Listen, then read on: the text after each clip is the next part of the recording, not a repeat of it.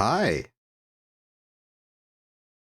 It has been a while, hasn't it? But guess what? That's just because it takes a long time to get the jewel. Hello, we are here at Scenic, the relay station we put in high jewel orbit, casually enjoying the lovely view that we have, and we really need to start putting in work to prepare in the next step of our operations. You know what? Actually, I'm gonna let the dramatic music slide for this one. We've gotten to Jewel, but only barely. It is becoming increasingly apparent just how much fuel it takes to do Jewel stuff. So we need to do something that we have not really done before. We need to budget. That's right, we've got to actually, figure out what the heck we're gonna do about this. We need to design a ship. We need to make sure that this ship is capable of doing what we want it to do. And then we're gonna have to do stuff with it. It's very scary, I know. But I think together we can figure something out, maybe. So we do have a reasonable baseline. Oh, first off, I checked the science, and we have a lot of science, so I figure we should get the rest of the science that we can. Can't get every science, but we can get 2 of them. Do we care for getting the Rapier engine right now? Do we care for getting the large holding tank and narrowband scanner? I think that's interesting. Do we care about getting high altitude advanced jet stuff? Plus it gives us the aerospike.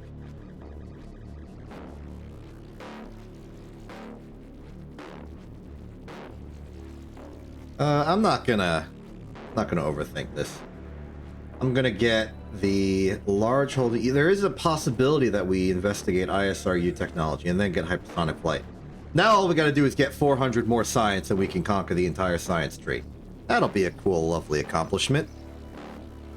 But until then, we gotta prepare. And I'm afraid that in order to prepare, there is only one thing for us. Math. So here's my plan. My plan is to plan. I want to try and sort of figure out, by crunching in a bunch of numbers, a general budget for how much delta V we need in order to do all the stuff we're doing.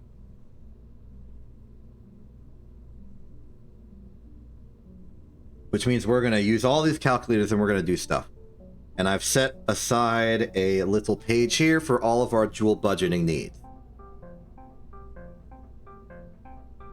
It's not going to be easy to exactly determine what we're doing here. Especially considering Joule itself is not really a destination. It's a sort of switch yard to go to other destinations, which are its moons. And we don't have data on its moons. You look at the data section for Joule's moons, we got nothing. We have the SOI of Tylo, but that's really nothing.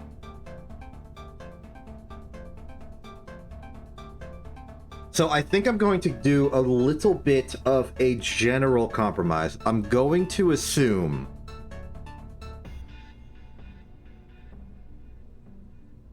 that we're not going to freaking Tylo. And I'm going to assume that the general okay. Actually, there's a lot of there's a lot of requirements here that we gotta sort of fight our way through. First off, I know for a fact that Tylo is freaking huge in mass. Like, it's Kerbin levels of mass. Val, I think, is reasonably okay, and I know Lathe has an atmosphere. In fact, I think it has oxygen there. You can use jet engines, which might make it an interesting target, but not the point. I know they're a bit far out, but Bop and Paul might be our best targets for doing a mission to Jewel that does ISRU type stuff. But we're in a tough situation here. Every single mission we do to Jewel is like at the cutting edge of what we're capable of. But in order to get a better idea of what we need to do like investigative missions. So this is my sort of plan.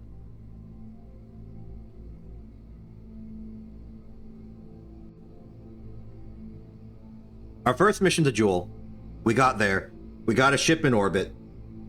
It's acting as a relay for our satellites. I want to now send like a small swarm of tinier satellites around Jewel for the purpose of like surveying each of its individual moons. And through doing that, we will have a more complete map of what we have and what we need. Unfortunately, we can't really do that with what we have right now, but we can at least get the ship nearby and have those little probes ready to go.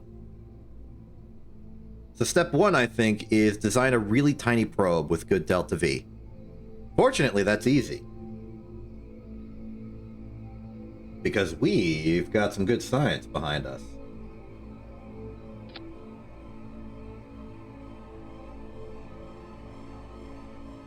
But we want to make sure that, like, when we have something with some decent delta V, that we are doing it with decent delta V. Let's go vacuum. There we are. And then if we're in vacuum, the body doesn't matter. But symbolically, we want to know that we're going to Jewel.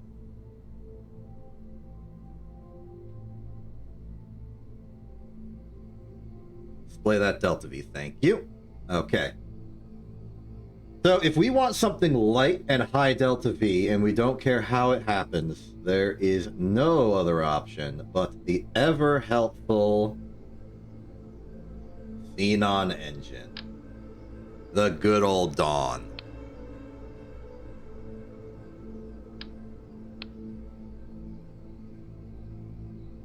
Outside of that, we cannot neglect our fundamentals. Let us put a small reaction wheel on board, allowing us for general rotation ability and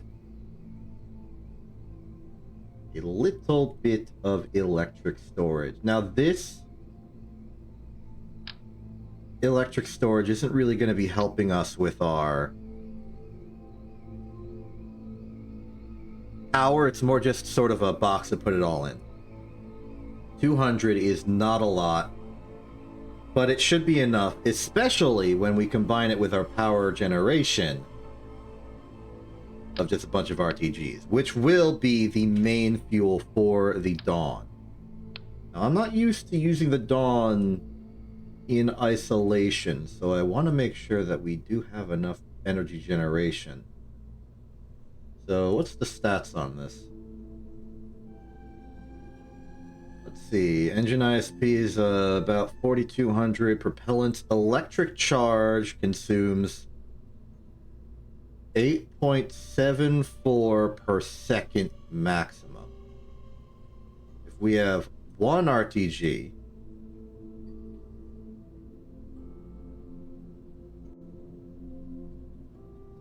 that generates about a tenth of that.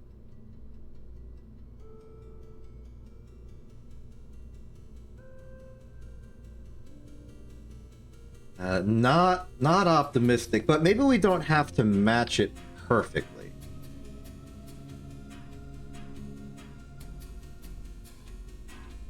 Like, say we go with 8.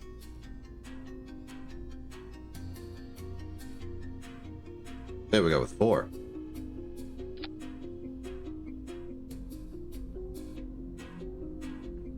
This will give us about 3.2.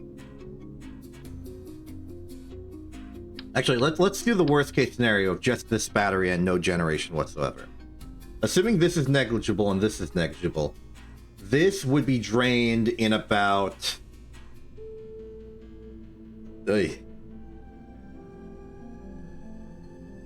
25 seconds.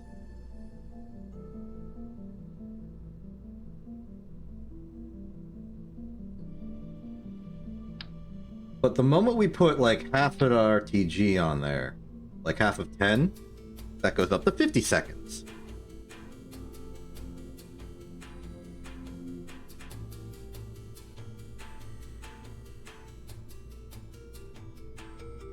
That is mass. Going from a mass of 0.42 to 0.1. I think most of the shit by math is going to be, well, it's probably going to be the Xenon, but it's going to be a lot of RTG.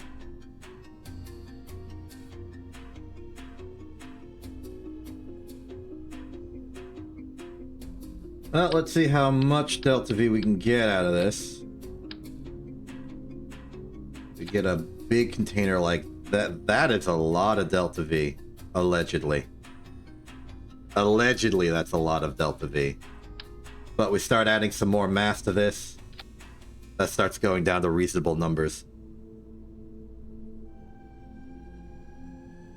But this is already so good. Why can't we just continue like that?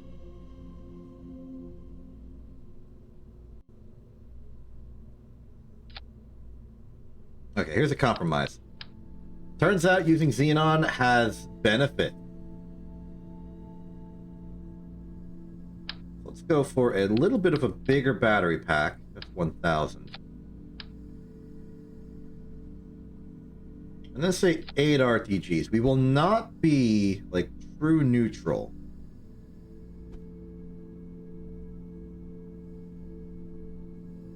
We could go for like 6 and 6.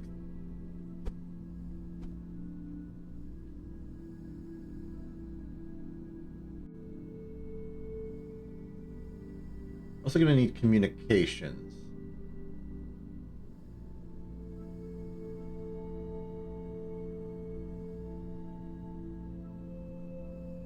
Treat this like we're going a bit to the moon. An RA2, maybe 2 RA2s, thus making it an RA22. Might be enough. And we have to keep it on the side because we're going to need a way to connect this to the actual ship. It's becoming apparent to me that this is going to be our like size profile. And if that's the case, we can upgrade to a wider probe core, one that already has things like reaction wheels inside. Yeah, this one. Nice little reaction wheel. Doesn't need much torque. This is going to be a tiny ship. That's already looking good.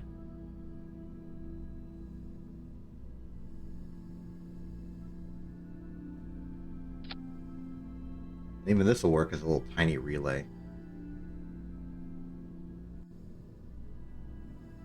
What else do we could afford some science. These really, really are not designed as science vessels.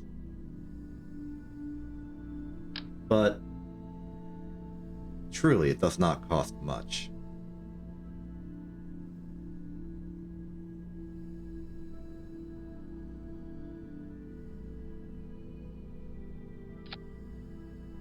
So lovely little magnet. This is on the assumption that we send one to each moon.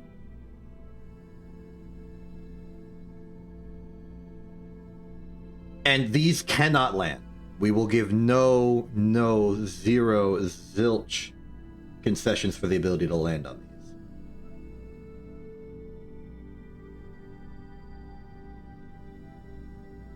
That means that the barometer is out. We'll forego the Science Junior and Mystery Goo.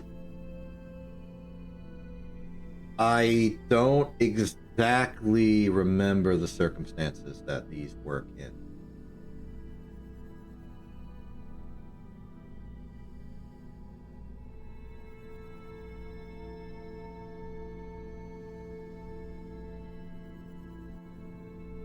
Like this one, I think must be on the ground.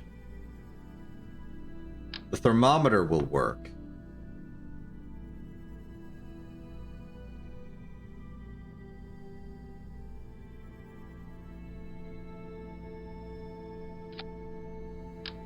No, gravioli will work. Will the barometer work? I don't remember.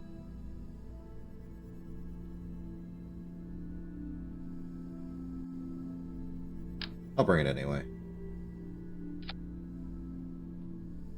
As for this thing, this doesn't actually give us scanning or, well, data on science.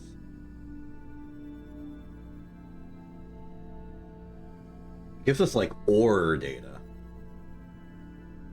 Scanning arm ain't gonna work, we're in space.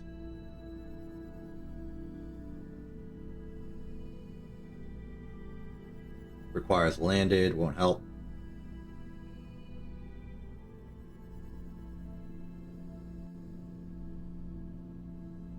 Yeah, this is like no extra mass. I'll bring it. Yeah, look at that. It took 100 delta V off of 12,000. Okay, other concessions we may need. Move that down for a bit more clearance. Any structural bit, we could put like a nice little circle here. Seems nice. Might be a little too big. But wait, that might be an editable configuration. Nope, this is the shortest it goes. Never mind. In that case, let's just go straight on to the coupling.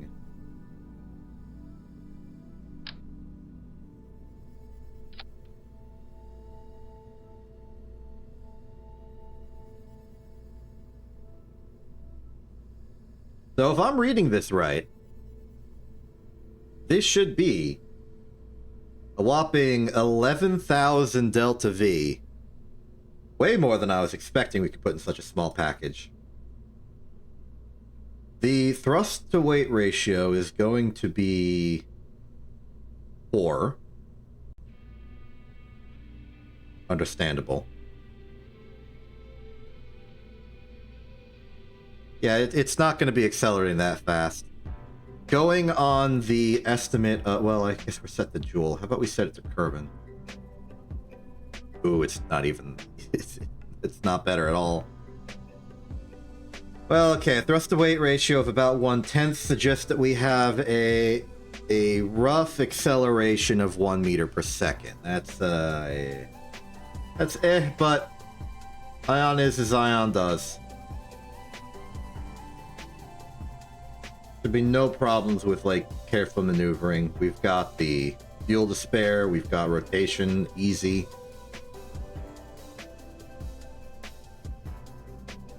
I think it's just a simple matter of going out and doing it, though. Thinking about it, we could improve the satellite if we know we're putting him on the side like this. Also, these satellites will never have to be reinstalled. They'll just sort of exist wherever we put them. So if we swap out those for the 8888s, you know, it kind of fits better with the magnetometers on the side. I think that's a good look. This is our probe. And don't worry that I'm hitting don't save for a second. I just need to scroll down. This is the 29th. Okay. This is FE29. What do we want to call this?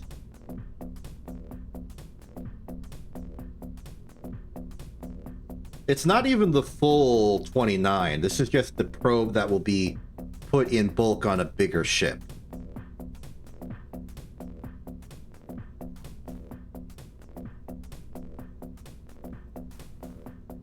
I'm gonna call it the B.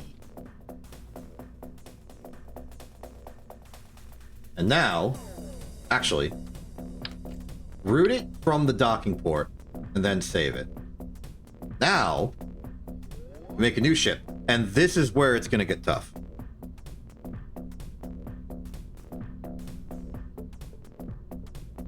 This is where we're going to have to do math. So, starting from nothing, and let's just say, hey, let's just have a big old modular girder where we merge in a bunch of bees.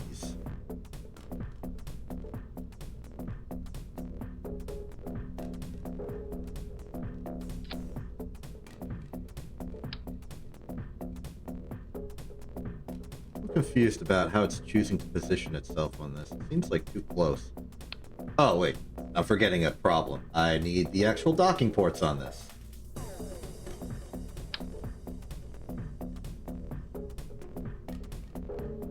Maybe this structural girder is not the right tool for the job. How about the structural tube? What are you, please? Please become long. Thank you.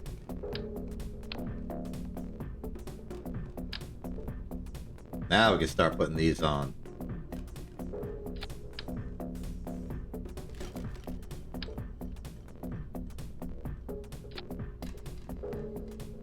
Looks nice.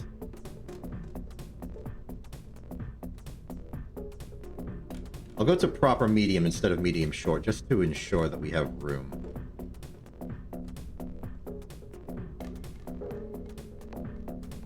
A little low.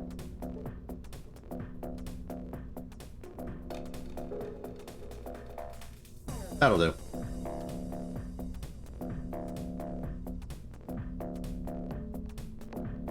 I'm just looking side on to make sure that they're not like they're within the vertical bounds of this.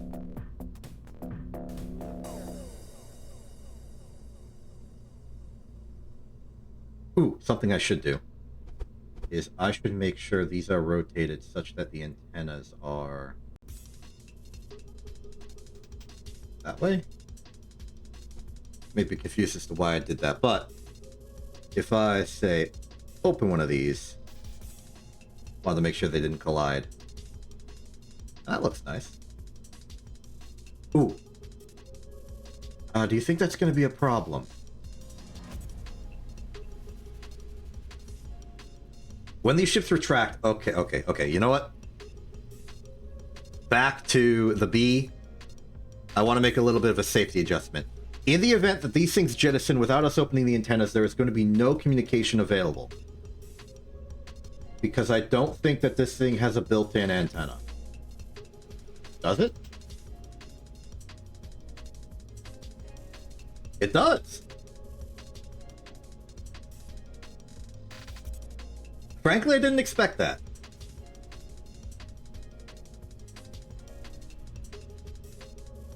Guess that means it's good to go. Wait, does that mean I can just quick test. Quick test. Can I control this ship on the launch pad? I'm right next to the DSN. The antennas are closed. Can I still operate this thing? All these finer details, I just don't know.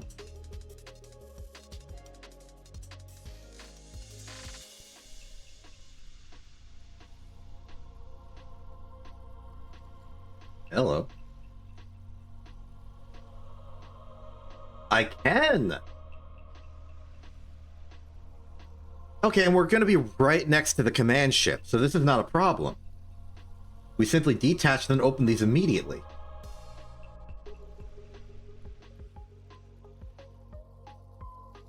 Great.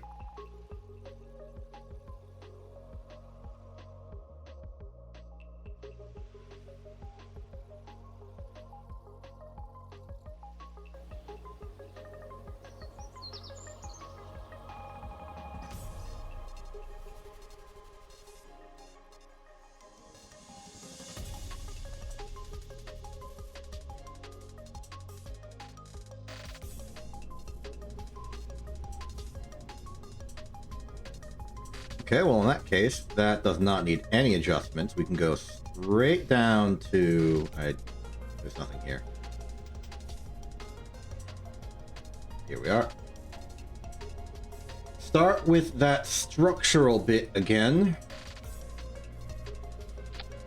Good old struct tube. Get that to medium. Don't save. Scroll down to the B. Merge that in. That here.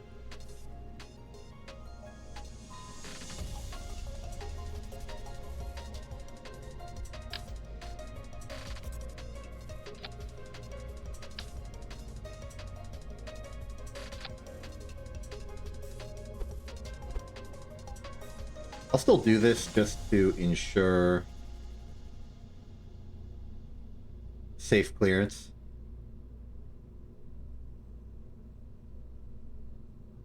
Very good.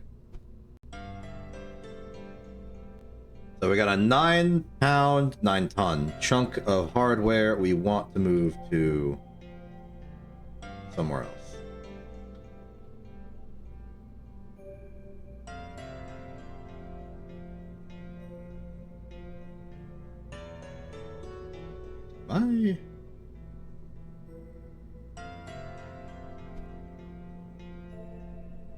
I need to make this medium long.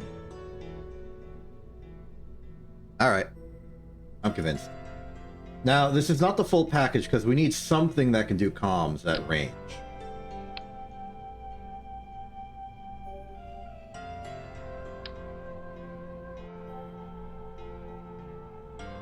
I don't want it to be too big.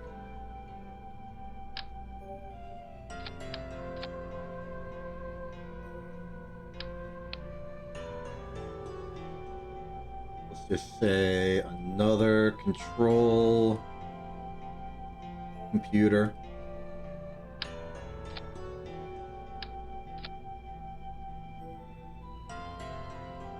You know, in retrospect, I should have really called this thing AWACS. Tragic, the name's already taken.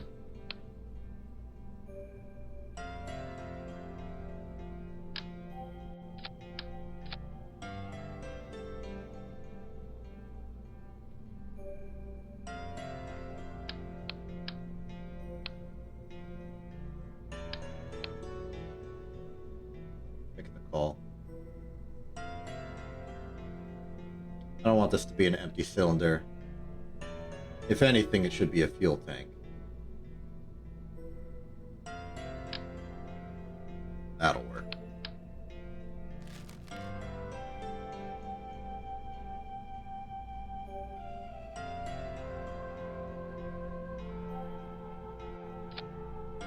That's how you do that. Get that out of there, put that here, put that on top of that. This like this. Excellent. So this is, for the most part, our objective, and let's give this thing the bog standard expected engine. We want vacuum around Joule.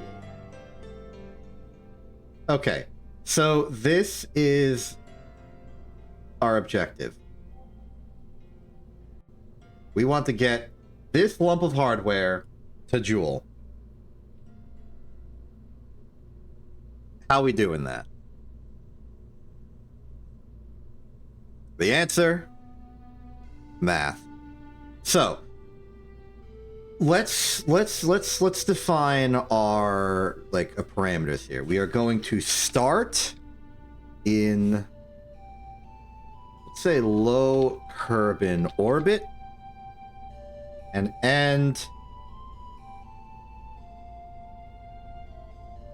let's say, like, at Joule. Pretty clear, pretty self-explanatory, I would say. Maybe it could be a bit better defined, but it means that we kind of know what we need to do. So starting at Kerbin in a low Kerbin orbit, let's say that that low Kerbin orbit, for just general purpose defining, is 100-kilometer radius. So we're in low Kerbin orbit, that's a 100-kilometer radius. And we want to go to...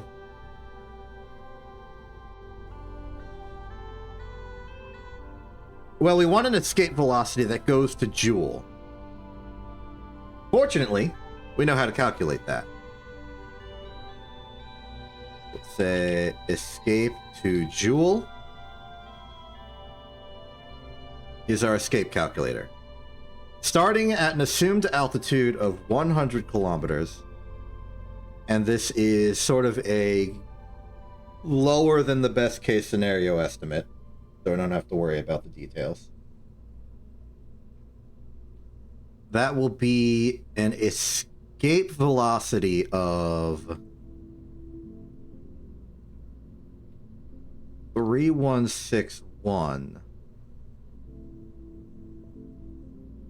Put that in.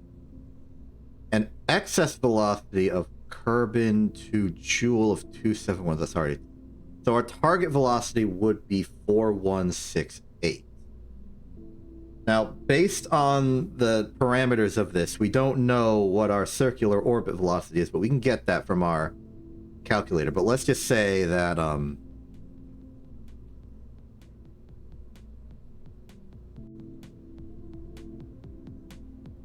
target escape velocity is the number I am getting here. So this,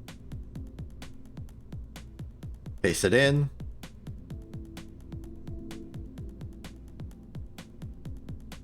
Our initial velocity would be whatever a circular orbit around Kerbin is at 100 kilometers. So put it in. 100 kilometers, 100 kilometers. That'll be a velocity of 2245.1.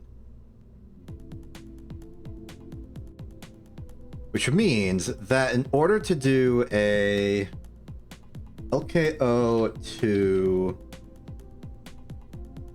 Joule escape would require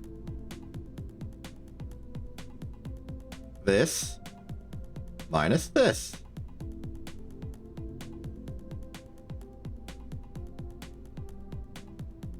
And for the sake of making sure that we have, good margins, let's just round that up to 2000.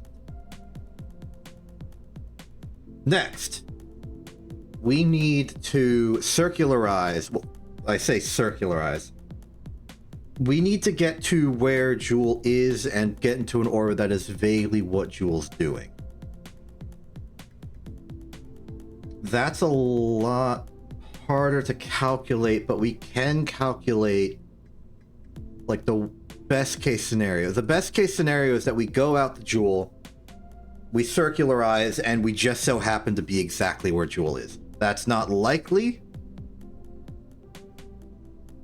But if you think about it, we could simply do all of our orbit adjustments by raising the periapsis of our initial escape orbit up to circular when we're ready.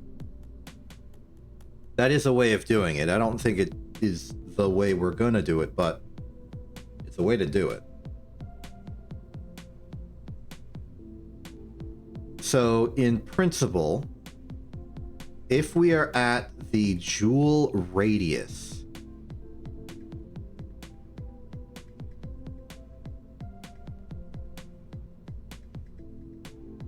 what the heck is this number? That's the radius of Joule. We want the semi-major axis, yes.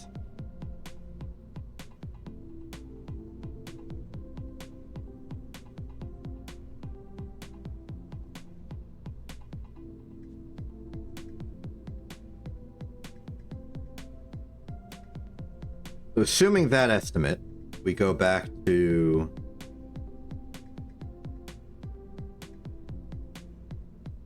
our Apple-Perry calculator. This is our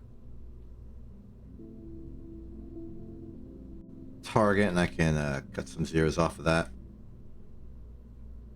And we do that. Oh, no, no. This is the wrong thing. We want this in the sun.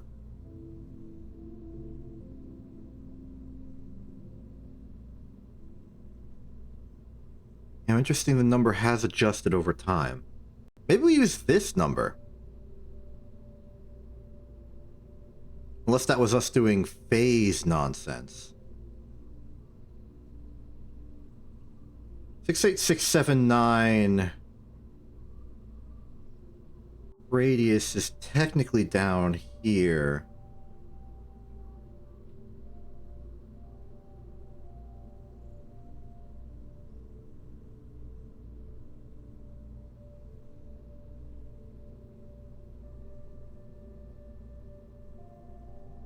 Maybe that was the altitude we were using for our work. I don't exactly remember. Still, this is a higher number, and for the purposes of our running, more extreme numbers equals better margins for budget. So let's just say that 69020 is a decent number. We copy that over, delete this, and our target velocity at the top would be 4121.3. Let's just put that here for a second. Versus our initial altitude when we get there of whatever the semi-major axis of Kerbin is. We're basically pretending we're going backwards. Or at least we're telling the calculator we're going backwards to get a reference to what the starting value is going forwards. So we can put that in here. And it tells us that we would want to get that semi-major axis of 13.597, which means we would have a starting velocity of 2364.5. And I'll just calculate this here. What is that minus that? 1756.8. Let's just say circularize near Joule. A nice and healthy 1756.8. And again, let's just round that to 2000.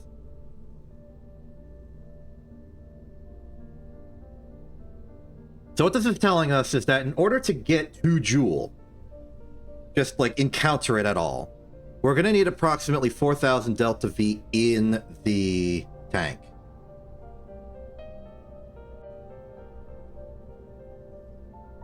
That's for an encounter, and that's encountering is going to be with energy. So let's do a little bit of like circularizing in Joule work. Let's get like a really, really like low altitude for this, just to say that like we want to have an extreme amount. I'm making all of these numbers larger than they have to be so that I don't have to estimate them too hard, and having more fuel is just going to be better for the mission. So let's say that we are at an altitude of 200,000 and we want to circularize that. So that is 6750.4. And then let's just go to infinity.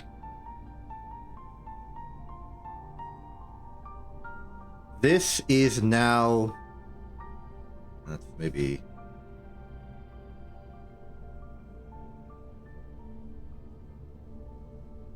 I don't like how it's increasing the number, like the size of it, but 9546.4.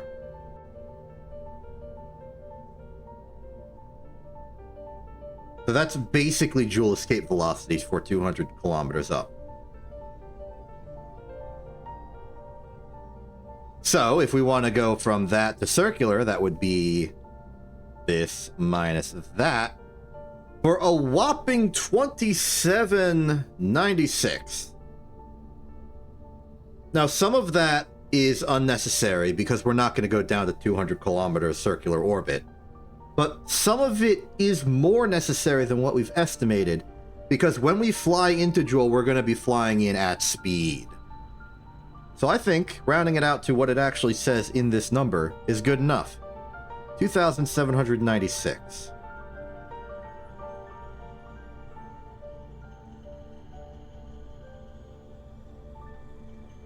So we say a Joule capture takes about 2796. And we can round that up to about 3,000. This tells us that the ultimate ship we're going to be making from Kerbin LEO to Joule should have, on the safe side, the guarantee we can do what we want.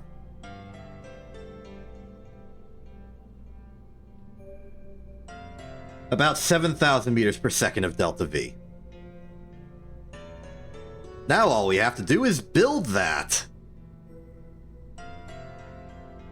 Well, we have 1,000 already.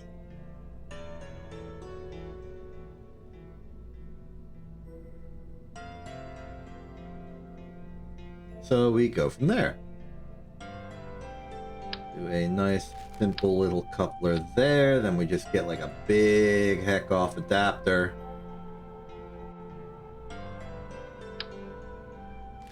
Make this huge. We could also go for maybe a smaller tank and then this just like flares out wide. Might be worth it. Oh, you know what? We should probably be doing this with the nerve. Yeah.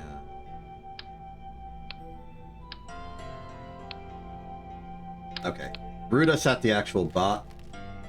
This is going back to being a structural pylon. Because I don't really want our ship to be needing this as a fuel tank for the way I'm constructing it.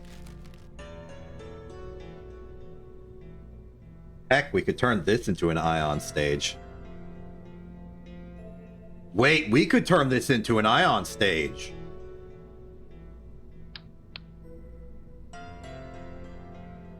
Local exception is suddenly has a good idea. Welcome to the ion era.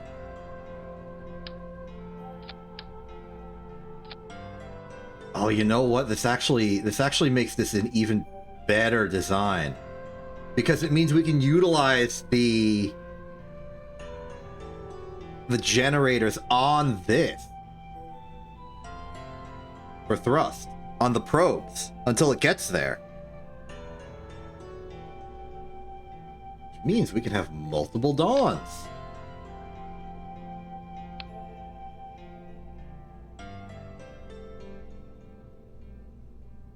And shunt it on the side with like structural bits. Like that.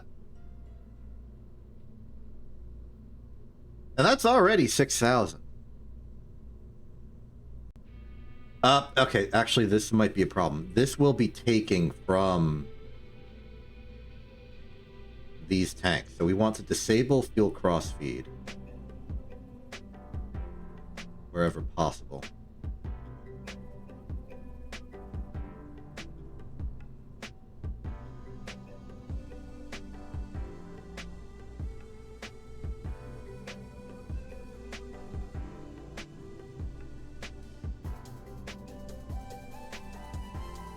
I don't know why it's saying a good amount of fuel. I'm hoping it's not because it's draining from the outer tanks. If I do this... Yeah, that should not be going down.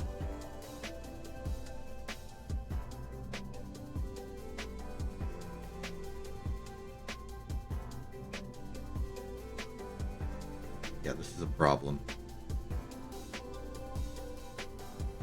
It's not respecting the crossfeed in calculating this. Maybe just for the convenience of not having to worry about it, we just...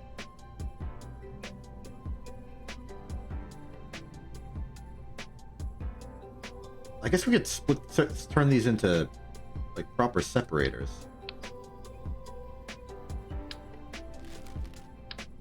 These don't have to be docking ports. They can just be a little structural surface that they can detach from. Like this one.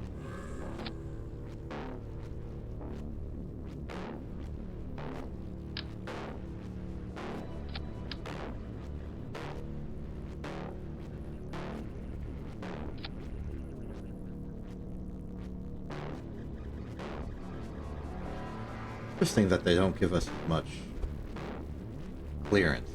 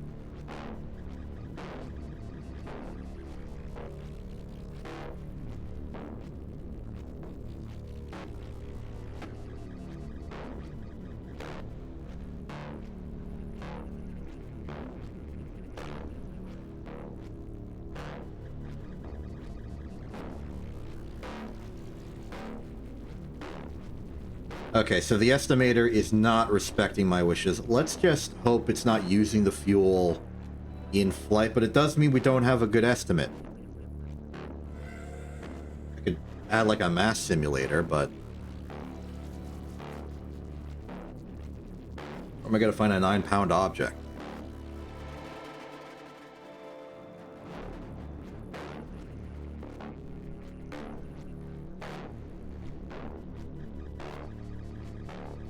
Well, I'm doing this just to ensure that it is not taking from these in reality.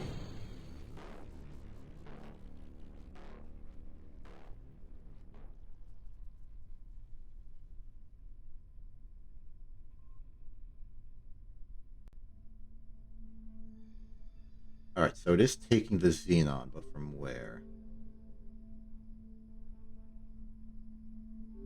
It is taking, but I disabled the crossfeed!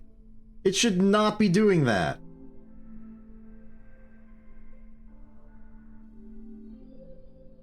What a ripoff. Oh well, I guess we're gonna go back to nerves.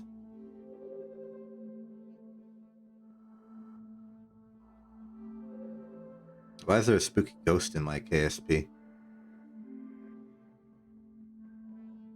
You see that? You saw that? You saw like the spooky ghost?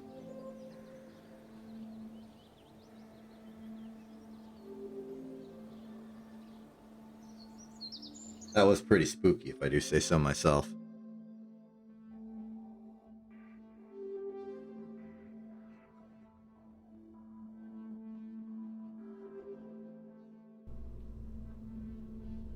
Okay, so forget the core stage like this. We'll simply go back to a nerve. But maybe we can do some sort of like combined arms nerve.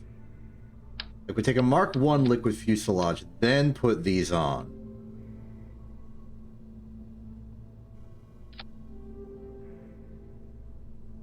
Then we go for the big one.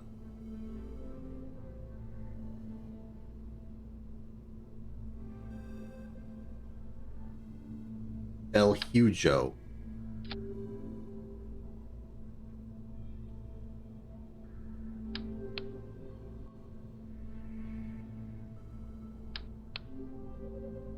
Thinking working like this, I do want to, even if it's completely unnecessary.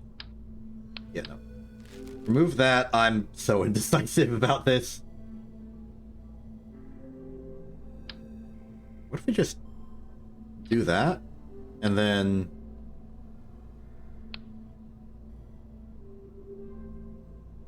say...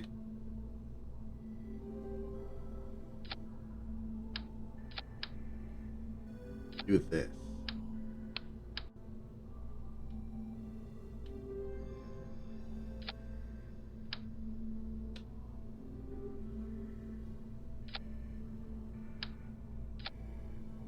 Not bad.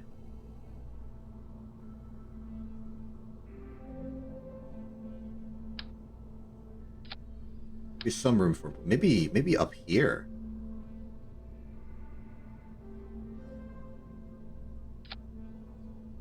I like it.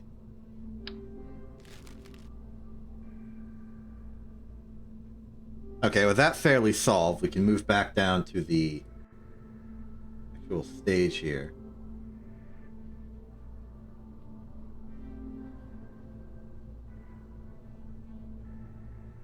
The engine will be our classic nerve. We probably want several. But to start off, what kind of delta V are we getting off of this thing? Say it's purely the nerve. And you are telling me nothing. Why are you telling me nothing?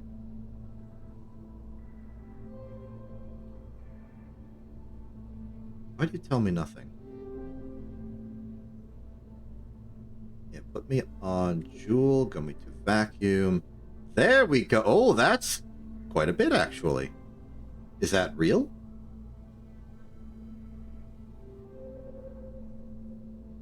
I put in a tiny amount, it gives me a tiny amount. That's very nice. Though I would like the thrust to be a bit up, please. For that, how's about we... I mean, I guess we could put an engine plate on the bottom. That's not a big deal.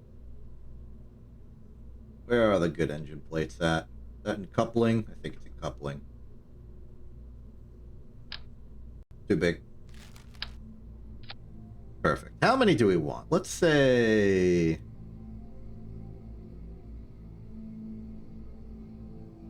4x1, quad, 6x1 perhaps. We don't have room for 8. Yeah, we don't have room for 8.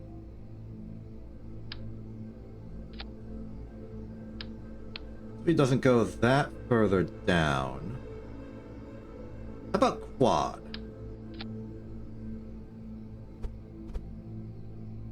Rotate this so that the cool interior bits are all facing outwards.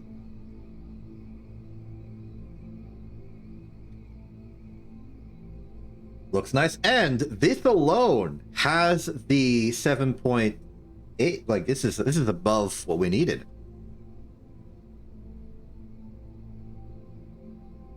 So if we keep this good, this can just be our ship. To be careful about it, I want to get more structural components. I want to give it the bigger antenna just to make sure it will always connect to the network.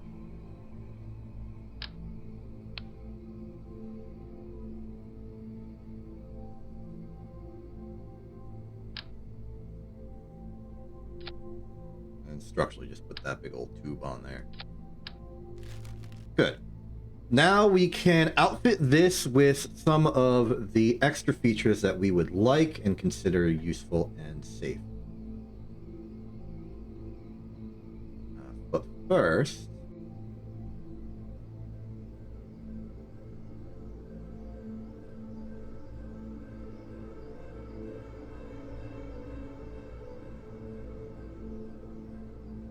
yeah, first thing I'm thinking is... a nice big contingent for monopropellant. Ooh, that does cut us below the budget a bit. But it also makes actual control surfaces easy. Just take the RV-10. That is so many of them.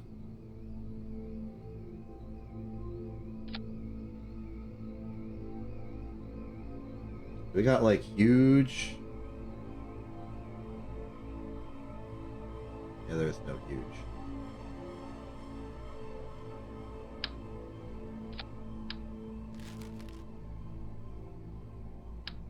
Yes, let's go.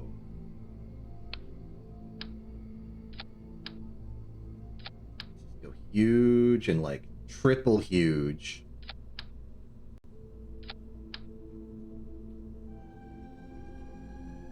Triple huge up here.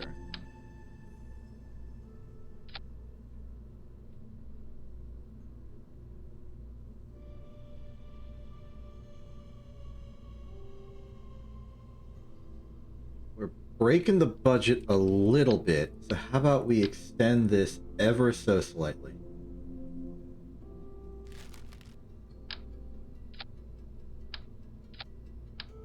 That puts us above budget, and let's call this done.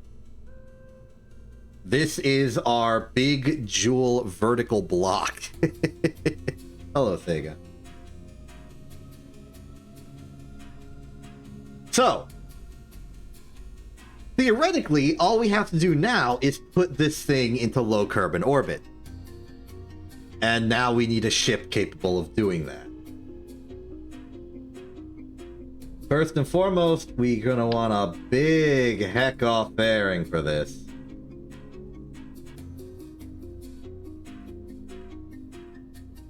And this is where we're really gonna have to do some quality engineering, because boy oh boy have we made a little bit of a monster.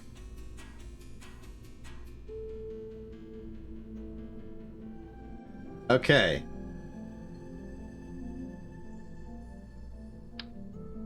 Now let's just go down here and put the biggest fuel tanks we possibly can. Not wide enough. Not wide enough. We need the big boys. Okay, so for this part, we need to go back to Kerbin and go to sea level. We're looking for a delta V of about 4,000.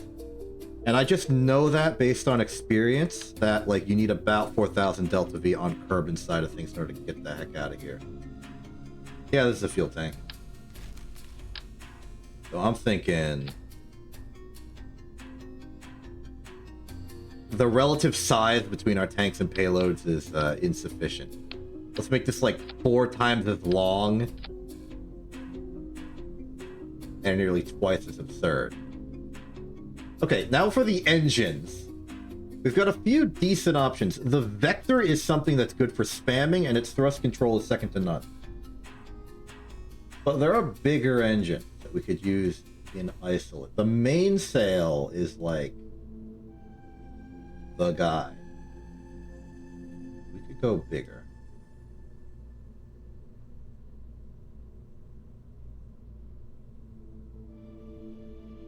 The Rhino is powerful. 1205 at atmosphere. You are 900 at atmosphere, so it's not much better. The Mastodon is 1283 at atmosphere. Specific impulse is 305. Your specific impulse is 315. The Vector's just so good. We've got the Mammoth, which is basically 4 vectors in a trench coat. But it's not big enough.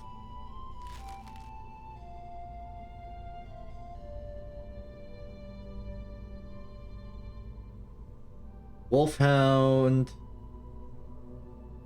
Skipper. The Skiff is weak. The Kodiak is weak. I think it might just come back to getting a bunch of vectors, but gotta be something we can use. There's the classic twin bore, which is basically 2 vectors in a trench coat combined with its own fuel tank. That might be a good, like, side stage. Swivel, Reliant, you know, the classic engines.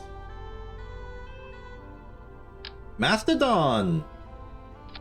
You know, for its size, it shows some promise.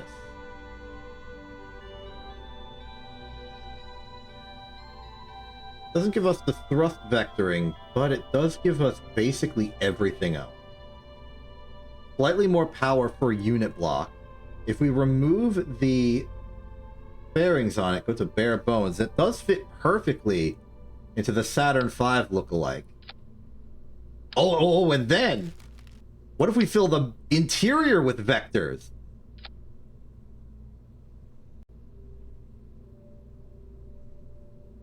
Delta V is looking to be about 3,600.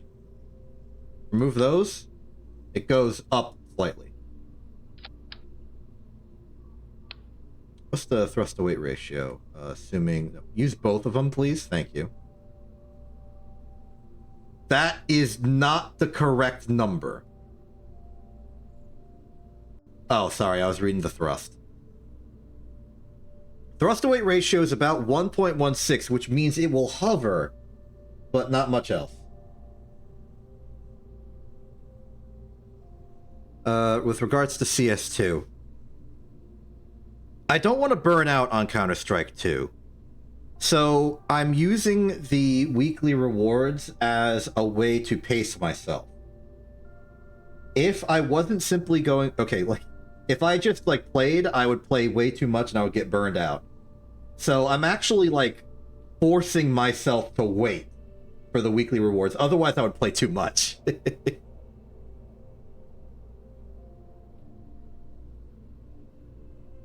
Also, I want to make sure that as many allies as possible are available to play with.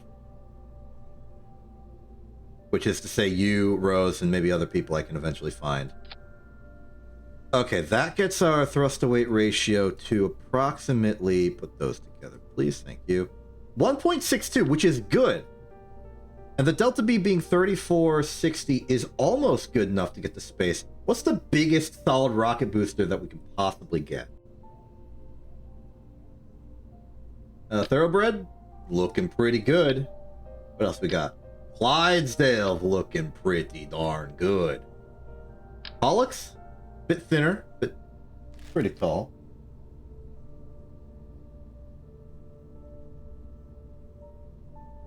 That's good to know. That might conflict with Rose, who is more reliably available Thursdays at basically the time we streamed yesterday, 2 days ago. And I think that's going to be an inevitable problem just based off time zones, which is why I continue to recommend that you move to Illinois and enjoy all the corn. Alright, biggest decoupler you can think of.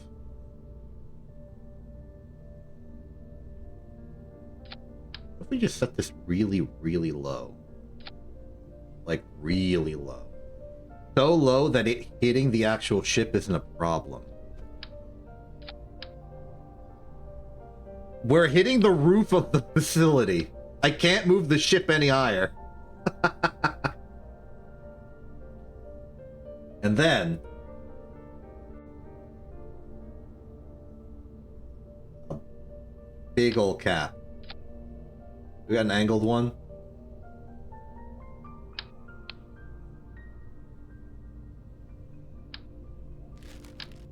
Oh.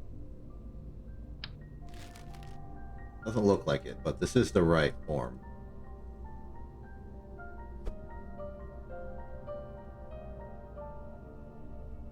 Yeah, it's a US date.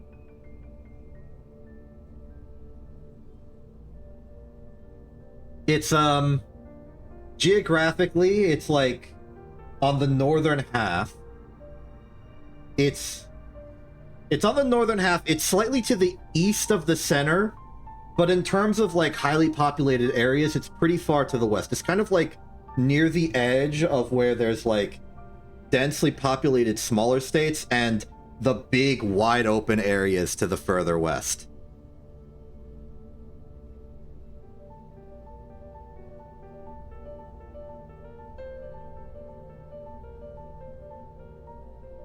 I mean, fair enough. We can I don't know how like invested you are in actually doing that. I mostly say it as a joke, but if you want to try to like go there, I can help you figure out what place would suit well for your circumstances. Because like despite how big or like okay, despite how much of a thing the current US situation is, the United States is so big it's impossible for it to be a monolith. There's gonna be somewhere that is like suitable for you. And that's why it's so big and generally popular. Somewhere is right for someone.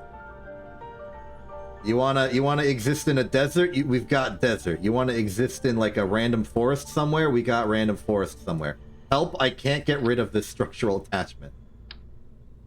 You want to exist near the water side? We got water sides. You want to exist somewhere that has like basic human rights? We've got places like that in some places.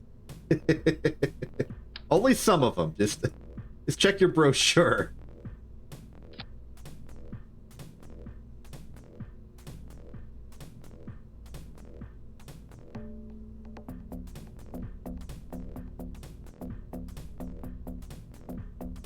Debt in the... well, you're gonna have to explain that in a bit more detail. What you mean by debt in themselves.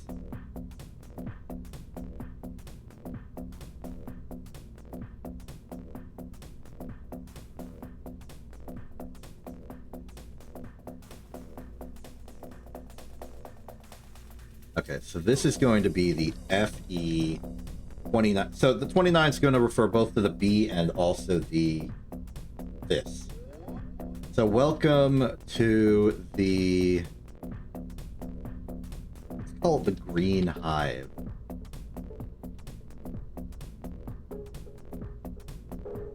Okay, final checks to make sure everything is looking good. We want to launch all the boosters. Then we want to jettison everything.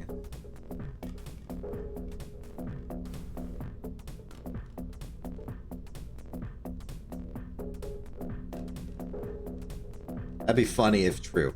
I mean, it's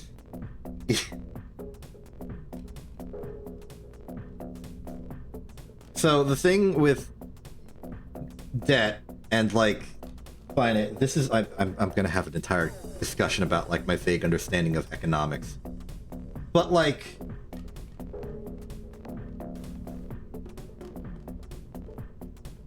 look, the longest story possible short is that in a way debt is legal tender. If someone's in debt to you, you can like give it to someone else and be like, hey, now they're in debt to you, and that's how you can pay for things. In a broader sense, some United States are better at contributing to the national whole than others. So while some are quote-unquote profitable on the national scale, some are not.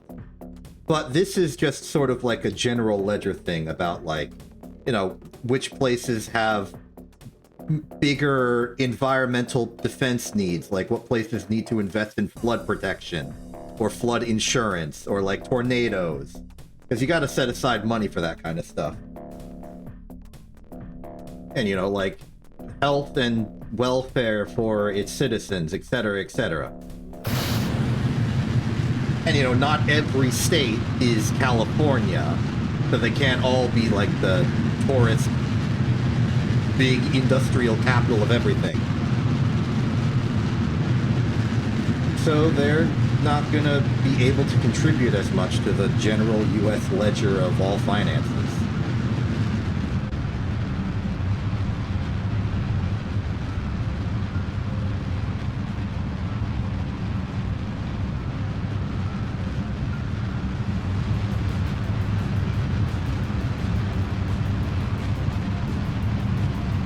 It's not really like someone going around being like, hey, Wyoming, hey, it's not like a federal tax collector going to Wyoming and be like, man, you're not being profitable enough. We're going to have to kick you out of the union.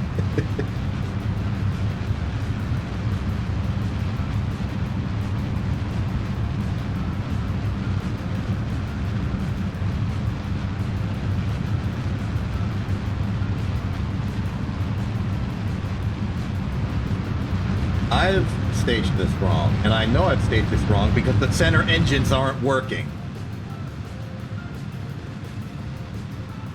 Let me see if I can fix this for myself.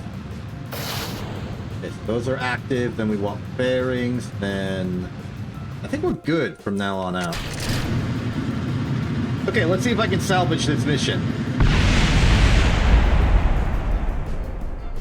I can't. Quit spinning, you fool.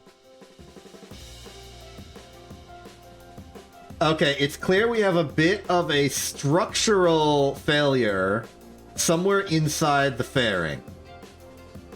I shall endeavor to fix that. Unfortunately, I must first finish the mission. Let me just move to this part of the ship, which I can just kind of make spin comedically. There we go. That's looking pretty nice.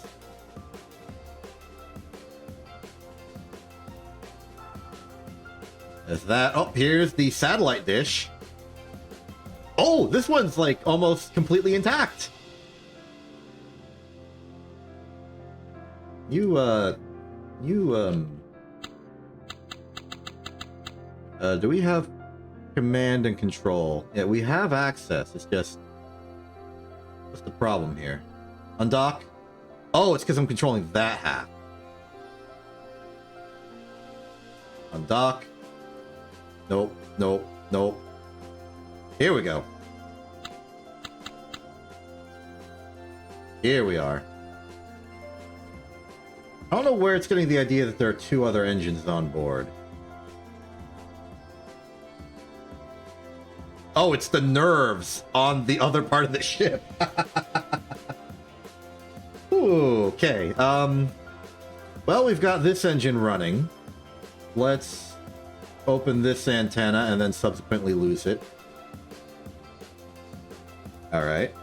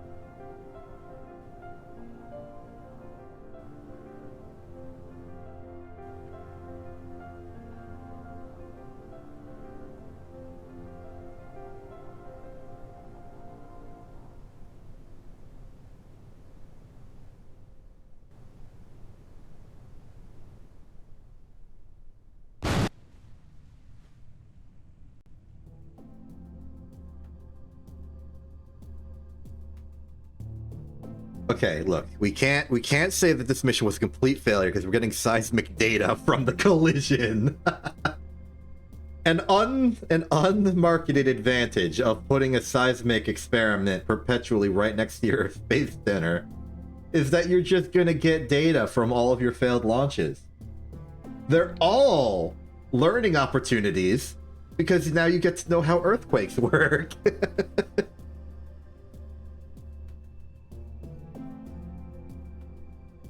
Either way, there are improvements to be made to the ship, clearly. Gonna extend that antenna, and that's gonna get ripped off, and it's gonna be hilarious. SAS is disengaged. Give me a part of the ship that's actually on land, please. Wow, you're still going? Oh, wait, this one looks like it's actually getting a little bit of lift. It's falling at an angle. There's aerodynamics at play.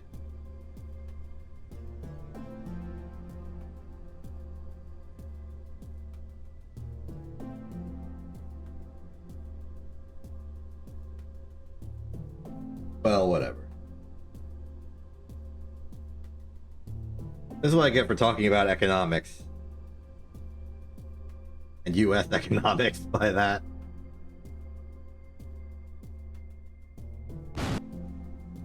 Will you quit switching me to other ships? I want to, like... There we go. Alright, return to the VAB. So what went wrong? Well, first off, our staging was wrong.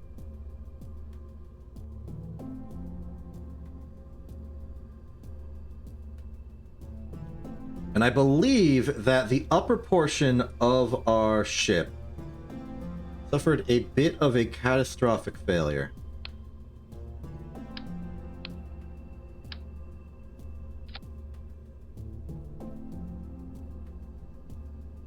This doesn't have to be long. Maybe it can be medium long. That fit? That does fit. Okay, good news. The ship is slightly shorter.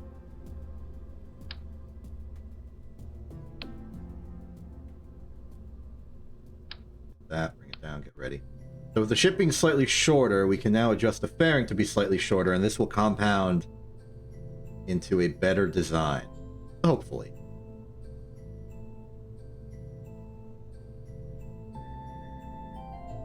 A little dip out here. little up. There we go.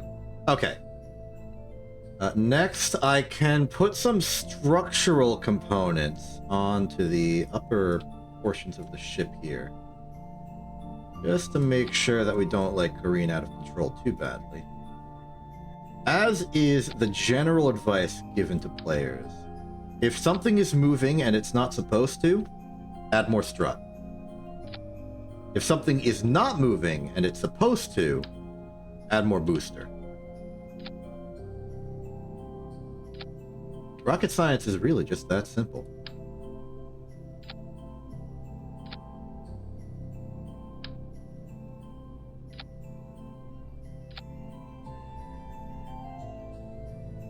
That should help. I hope. So, let's save it as is. Launch it again.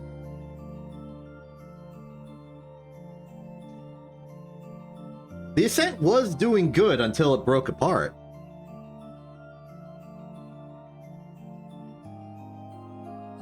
I kind of want to believe it was just like the sudden whiplash of all the boosters boosting. So maybe we just accelerate more gently in the future.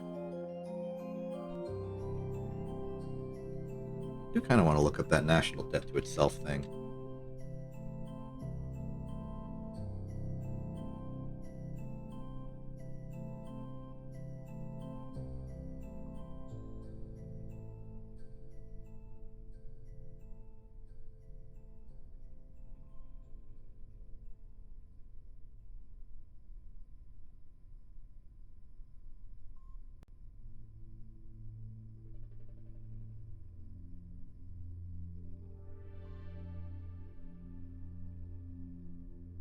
All right, ignoring the United States national debt for a second.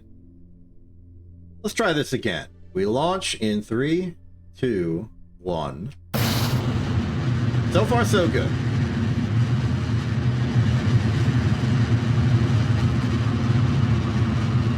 As we lift off, I'm inclined to lower our throttle on the liquid engines. And make sure we're good to keep going, that we have fuel for the later.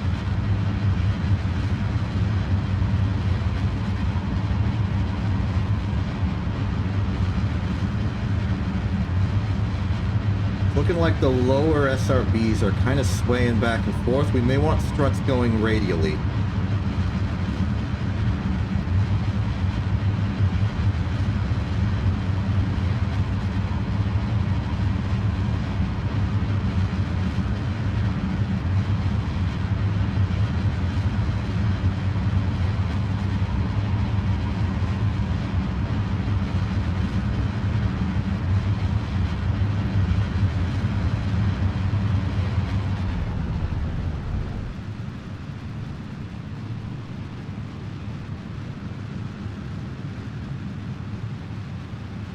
Alright, we're holding steady.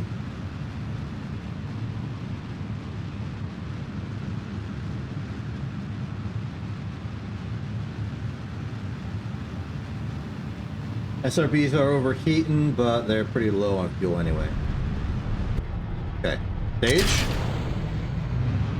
Up the thrust. Okay, we've made it farther than we did last time. Pretty high up already. I want to sort of lean forward to horizontal. May not have turned over as quickly as we should have.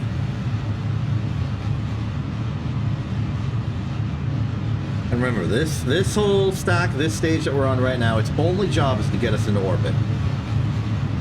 Everything else we need, we've factored into the later stages. But if it does help us for later stages, that's just extra mission potential.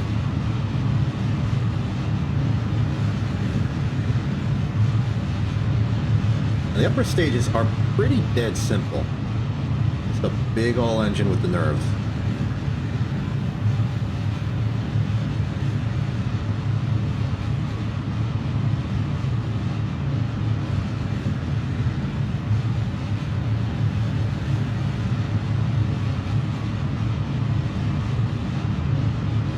Up in the exhaust tunnels.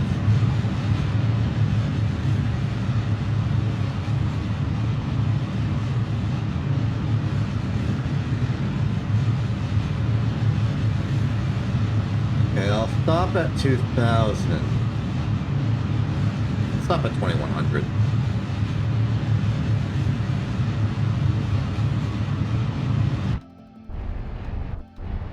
Okay, I'm confident we'll have enough fuel for whatever we choose to do. I am going to jettison the fairing now.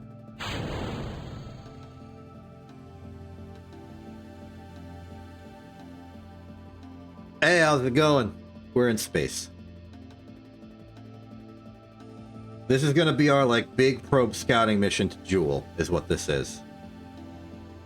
We're gonna have this whole big stack up here get to Jewel, and it's gonna launch individual little probes with ion thrust to explore all the moons and give us some data so that we can do some, like, more advanced missions later.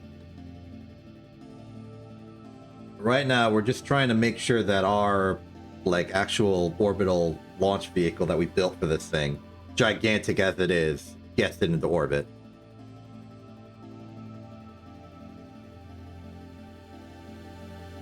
It is. More of a survey, I would say.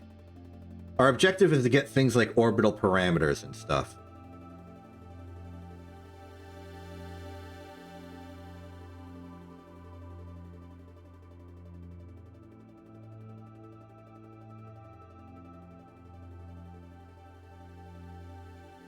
Okay, well, the good news is that we're technically above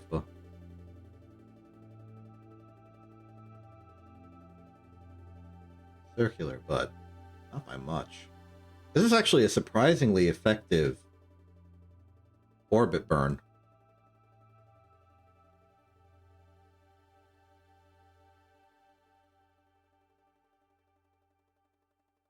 This won't be enough to kick us into the Jewel escape trajectory we need, but I think it might be about half the challenge. Especially if we're starting from lower than 100 kilometers up.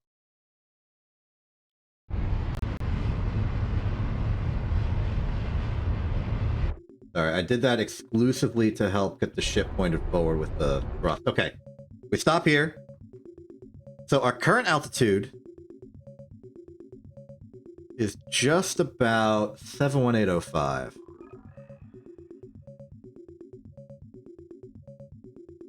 Let's just say 7,100 is good enough. Target velocity is 2291.0.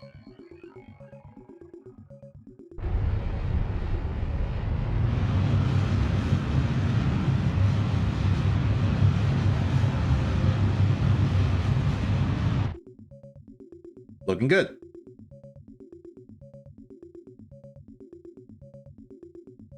Now all we gotta do is get ready for the orbital ejection. Get to escape velocity and go to Jewel. Not gonna make too much effort to put Jewel in a proper location for this, especially because I have basically no inference as to where a good spot where that would be. This might not be the best one for it, but you know, it's good enough. We can take time. We can be patient.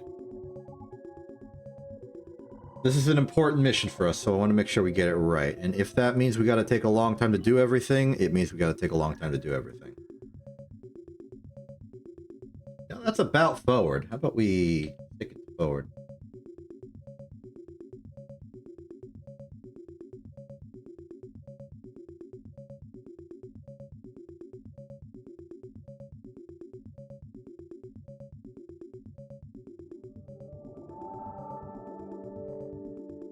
Okay, we want to start talking about our injection. Let's call that, and I'll let it just point itself forward. 7140, like 71450, let's say. So we want to go to our escape calculator. We are at about 71450. Kerbin escape velocity would be roughly that. Excess is the same. Target is 4219.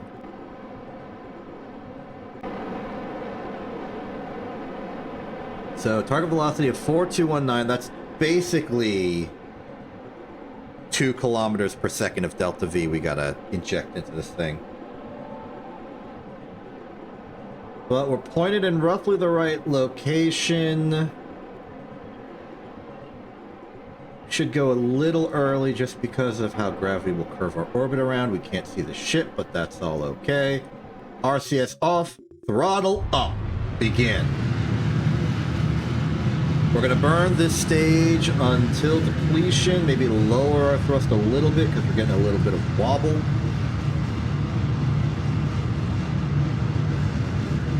Again, our target is 4219.787.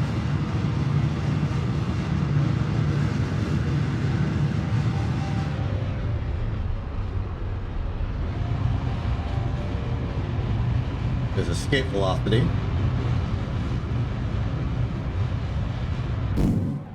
Rest is empty. Stage. Nerves away, and this is going to take a lot more time to do.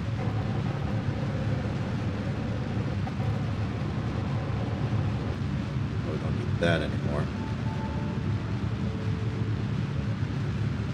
Wish I could see the ship. Again, we're looking for 4219.787. It's very likely, because of simply how slow this thrust is, we are not going to get an accurate result here.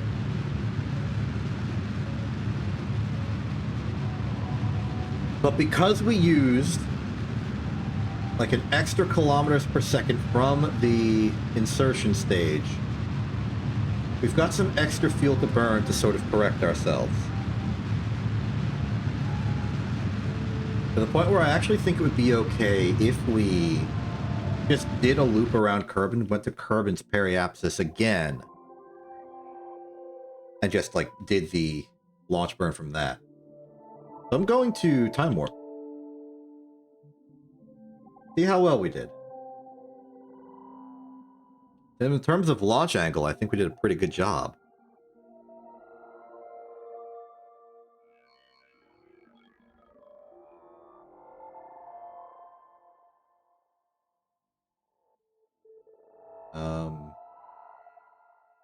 Can't tell. Are we still relative to... Oh, no, absolutely not. We are not relative to the Earth, or to Kerbin.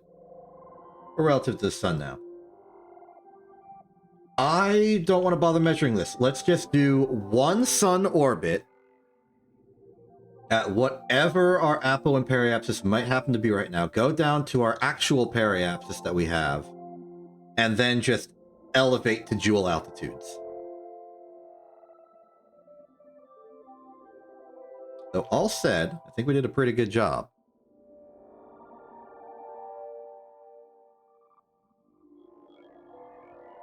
Tanks are pretty good. If at any point we want to give ourselves more fuel, we'll just burn the monopropellant off. For maximum fuel efficiency, you always want to burn off the fuel that's the least fuel efficient in your ship first.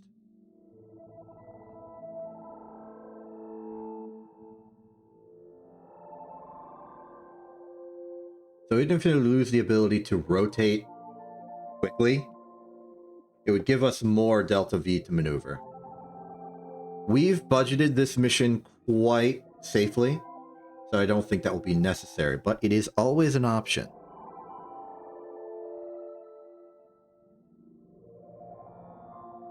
As far as all the vessels I've ever made, this one is very, very visually simple. Just a big old tank.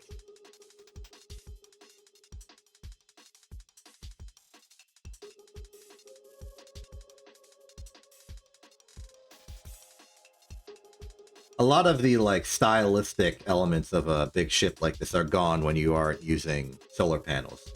And we're not, we're using RTGs.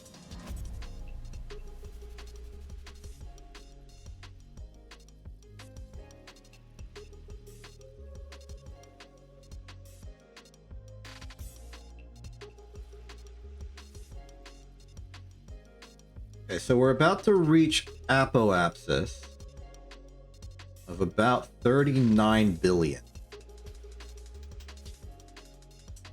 Quickly looking at the data and not showing you for a second. Semi-major axis of Joule is about 69 billion. So we're about halfway there. Which makes sense, considering we only burn for like half the burn. But without having to worry about Kerbin's gravity well being our slingshot. Yes, this will be a bit less fuel efficient, but there'll be less errors.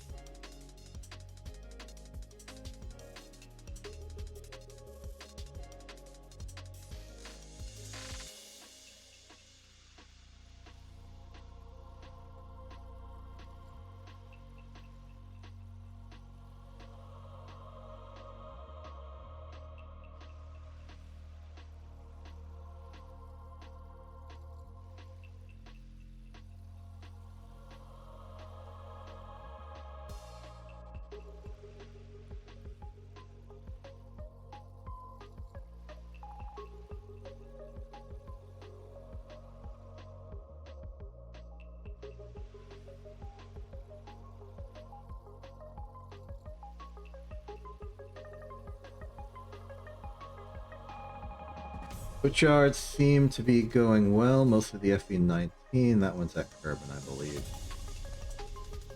Well, it doesn't have a name. Yeah, we're just on our way. One of the problems with doing a big old mission is that I want to maybe like pass the time, do something else. Unfortunately, I am at risk of missing my objective. I might just fly past. Speaking of which, we're about to hit Periapsis.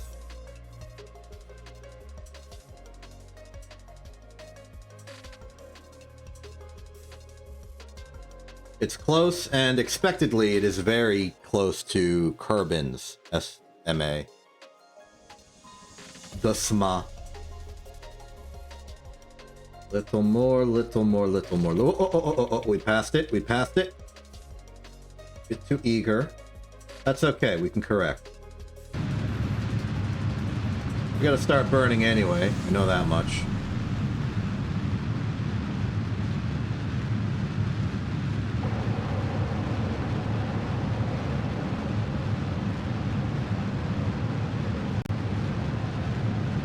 Come on, what's that? What's that a delta V of like 50?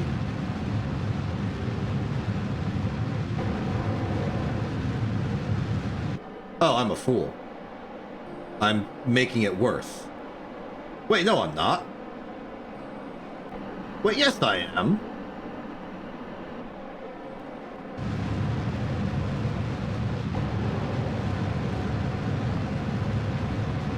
Yeah, we want to do this, fool.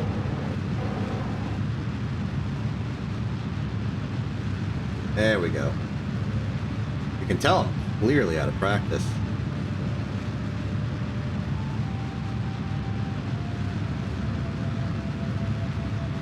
And hold. Alright, while this thing decides to prograde, let us go back and do our math. This time for sun stuff. We're going to target a Joule SMA of about that.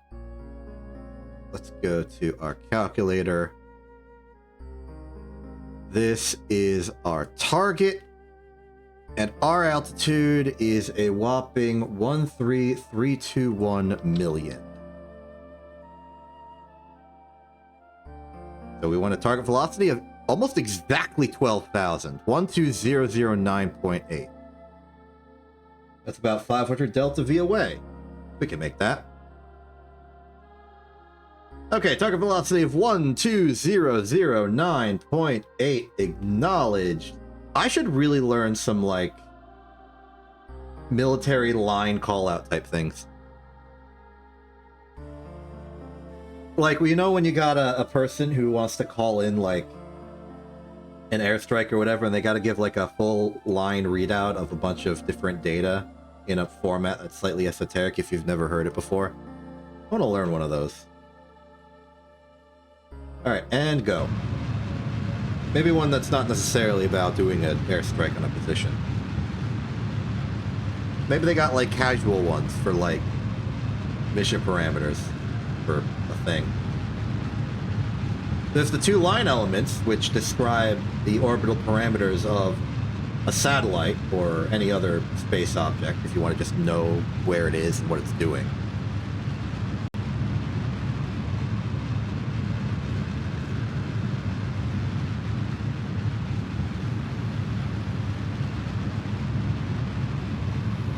not one much for, like, rote memorization.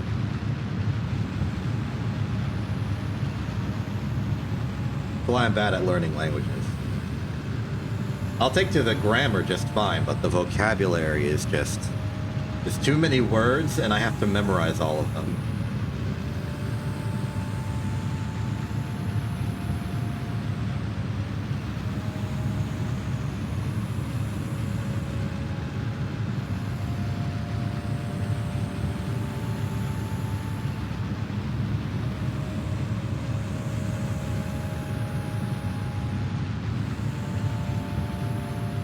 Warning, flammable liquid.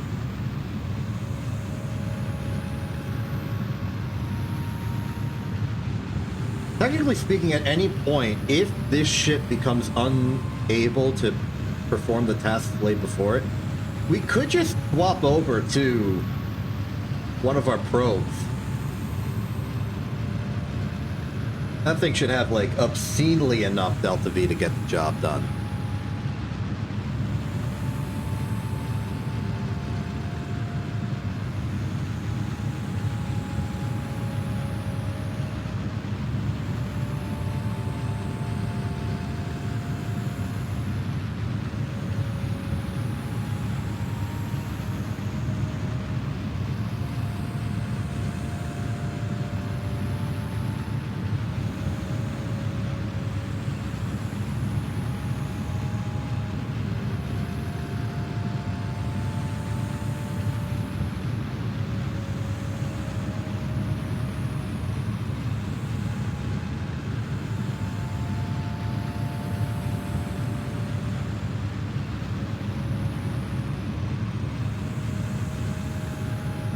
Okay, you know what? How about we have a bit of reading material here while we're in space just doing stuff.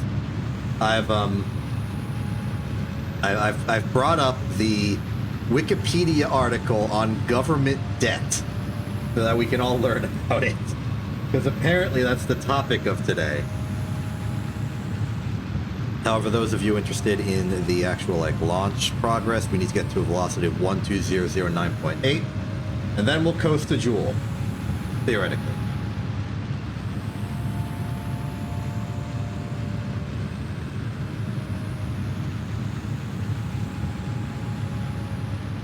It's about to happen, so I'll wait until this burn is done before we start reading.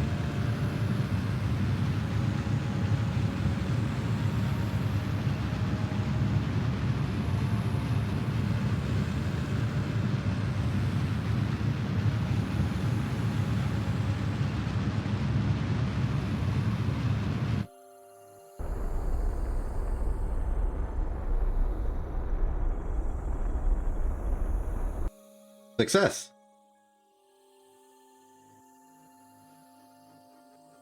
All right, so we are in our orbit. We can just sort of coast. Gonna prepare the reading material, though this will very likely cause me to be distracted later. That's okay. We go to Apo. Okay, how about we just read like one paragraph and then we'll just check on the game and then we'll just like alternate back and forth. So, a country's gross government debt, also called public debt or sovereign debt, is the financial liabilities of the government sector. Changes in government debt over time reflect primarily borrowing due to past government deficits. A deficit occurs when a government's expenditures exceed revenues. Government debt may be owed to domestic residents as well as to foreign residents. If owed to foreign residents, the quantity is included in the country's external debt. In 2020, the value of government debt worldwide was 87.4 trillion US dollars, or 99% measured as a share of gross domestic product. Government debt accounted for almost 40% of all debt, which includes corporate and household debts, the highest share since the 1960s. The rise in government debt since 2007 is largely attributed to stimulus measures during the Great Recession and the COVID-19 recession. Interesting. How we looking on how up we're getting? I guess that's sort of a detail on like the nature of government debt and its status globally. Well, our target radius was around 69 billion. We're at currently 45, so we got a little bit to go. Maybe I can read another paragraph. I did read two. Government may take on debt when the government's spending desires do not match government revenue flows. Taking debt can allow governments to conduct fiscal policy more effectively, avoid tax increases, and making investments with long-term returns. The ability of government to issue debt has been central to state formation and to state building. Public debt has been linked to the rise of democracy, private financial markets, and modern economic growth.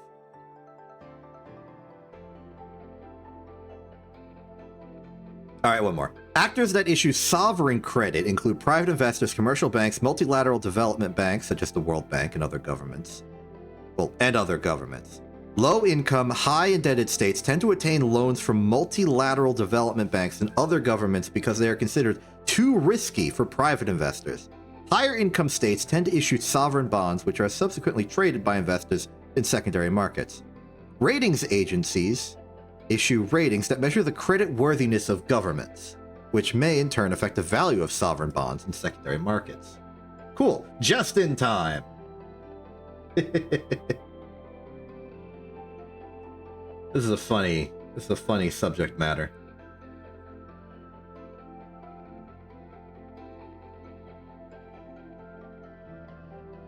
All right, so once we get up to apoapsis, we're going to be really interested in exactly how Joule is behaving, what its phase is, and how we can correct.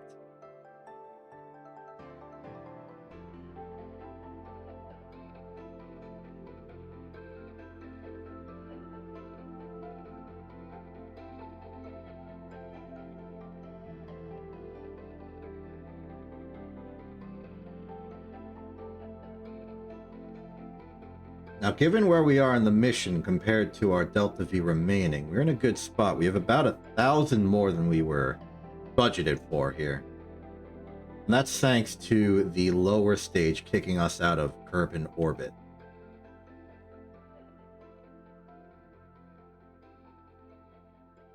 However, we're going to want to make sure that we finish all of this with 1,000 Delta V remaining. Otherwise, I'll look like I've designed a bad ship. Or that I've piloted poorly. Or that the numbers were oofed. All of these things could be true. Well, we're here. Okay, next thing to do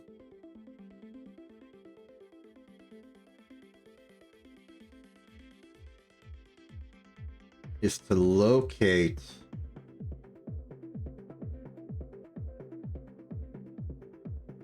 Joule on our orbit.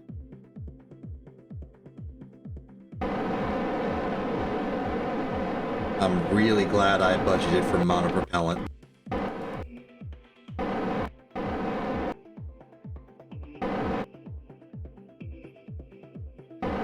Okay, using the whole ship as effectively one giant telescope.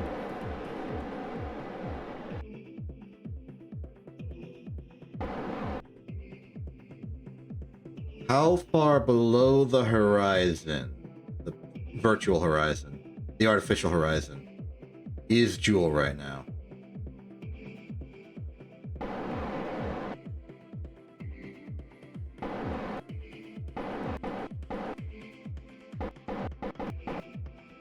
And the answer is about 70%, maybe 68, 69, somewhere around that.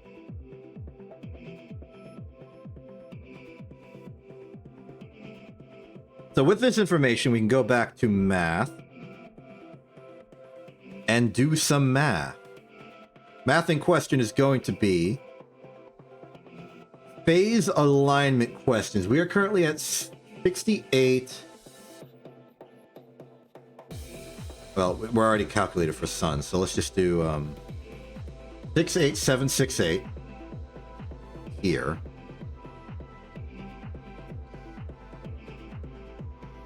For a correct radius of that, which we can then paste in here. Angle pitch down is approximately 70 degrees. The bad news is that Joule is behind us.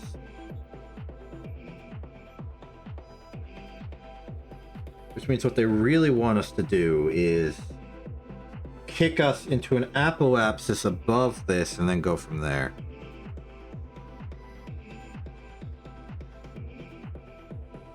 No, wait, no. Yes, that's what they would want us to do. Which means, because we're trying to make this a mission about saving fuel, and also because I am afraid that we'll run out of fuel, we can't use this. We cannot use this orbit. We must go around again. So we will.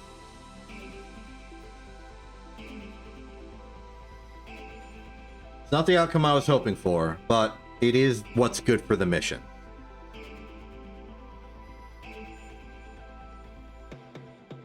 Better to wait now than later, though. In the meantime, let's learn about some national debt, some government debt. Okay, so government debt is typically measured as the gross debt of the general government sector that is in the form of liabilities that are debt instruments. A debt instrument is a financial claim that requires payment of interest and or principal by the debtor to the creditor in the future.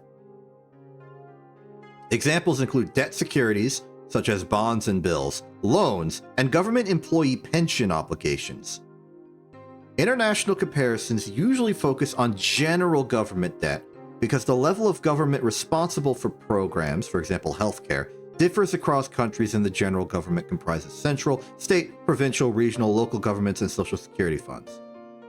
The debt of public corporations, such as post offices that provide goods or services on a market basis, is not included in general government debt. Following the International Monetary Fund's Government Finance Statistic Manual 2014, which describes recommended methodologies for compiling debt statistics to ensure international comparability. This all just sort of vaguely makes sense to me. The gross debt of the general government sector is the total liabilities that are debt instruments. An alternative debt measure is net debt, which is gross debt minus financial assets in the form of debt instruments.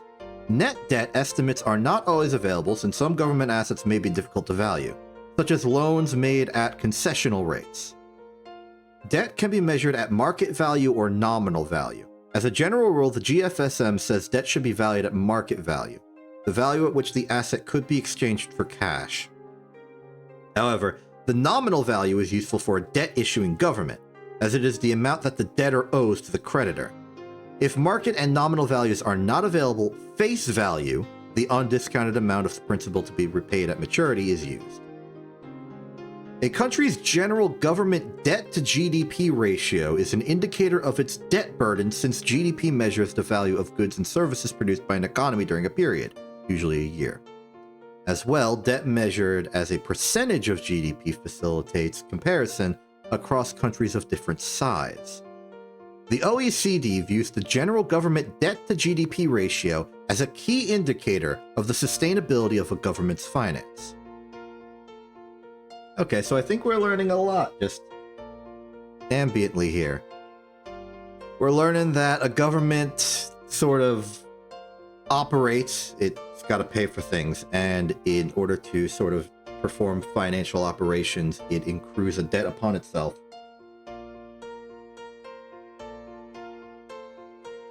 And that the sources of those are either debts it chooses to owe to other countries, but mostly it's debt accrued to private citizens or corporations for services or other operations. And it seems like just the notion of... Hey, Thega, I just finished reading like several paragraphs of the Wikipedia article on government debt. So, I'm sorry you missed out on that.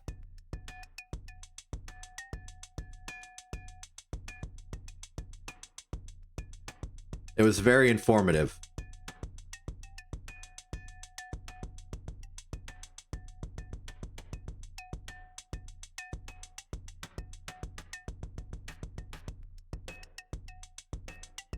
Also, the mission's going slightly better now.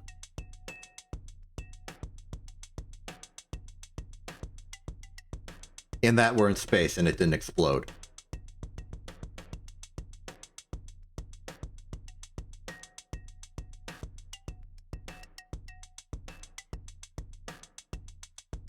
But back to the thing you were saying about the national owing debt to itself, that it's not that it owes it to itself, it's that all national debt is owed to, like, the people in the country or corporations and stuff. Sometimes it's to other countries, but yeah, it's just the government doing business.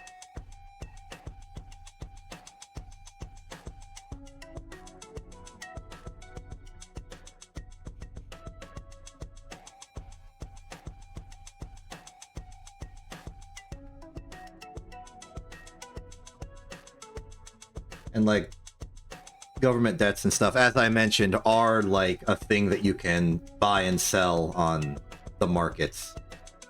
So it's practically a stock.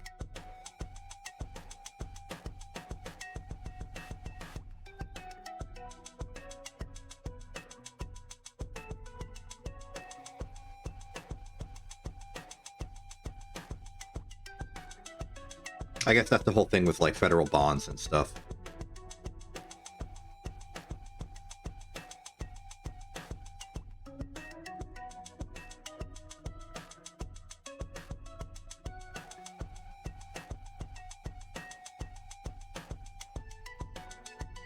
We've been orbiting. Let's go back. Check where Jewel is now. We're facing vaguely backwards. Where's Jewel? Oh, that's a much better place for Jewel to be relative to us.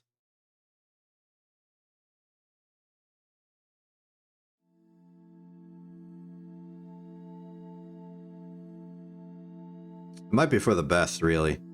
Wait for things to cool down over here when the when the next presidential election cycle goes through. Actually, can I, like, speak freely about a thing right now?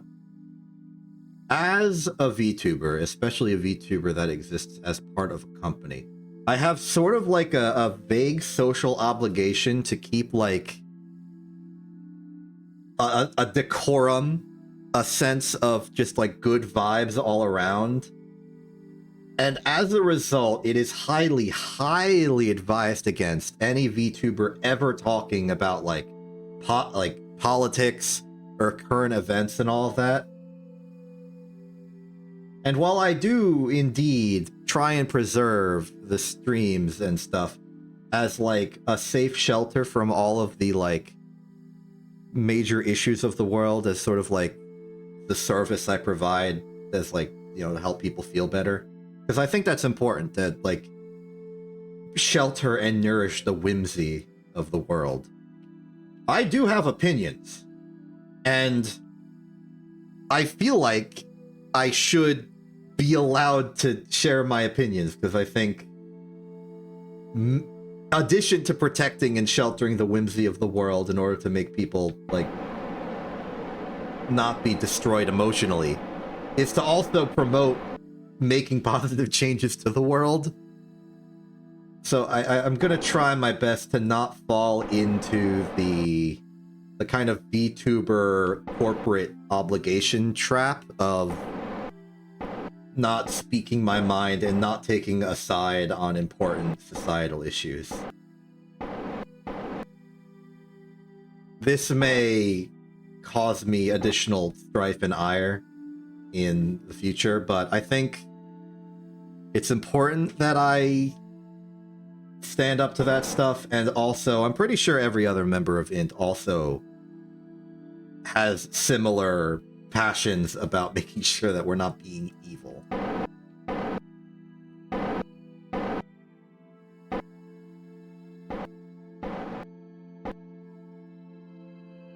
Sometimes you can be evil being silent, and I do not want to fall into that trap. So, like, as much as I won't, like, very forcefully bring up those kind of uncomfortable topics, if you or anyone else feels it's important that I speak on them, tell me, and I will. It's my way of contributing.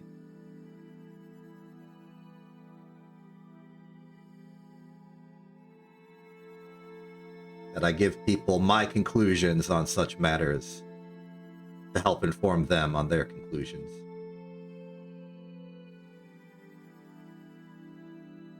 I'm not much one for rhetoric. So I'm not very good at convincing people of things as more as I just am explaining things to people. But I like to think that if I've come to a true and good conclusion, then just explaining it and my thought process and my conclusions goes a long way for them to just know that truth as well.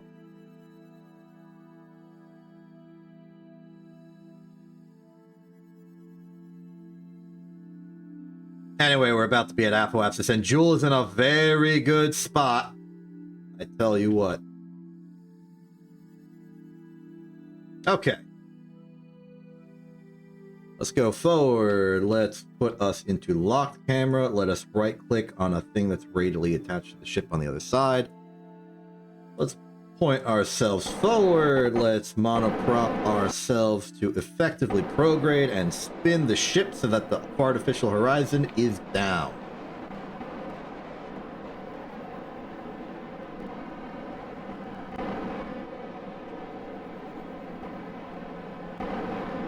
Yeah, that's fair.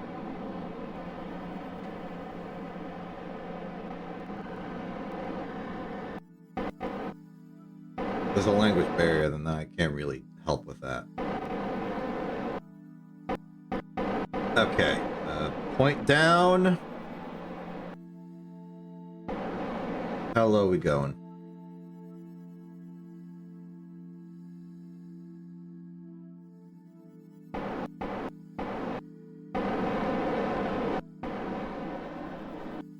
Okay. Back to the mission. We're about 20 degrees down. But better than last time, Jewel is in front of us. So. 68768. We do numbers on that. These are the same numbers, but now, instead of 7 degrees down, it's 20.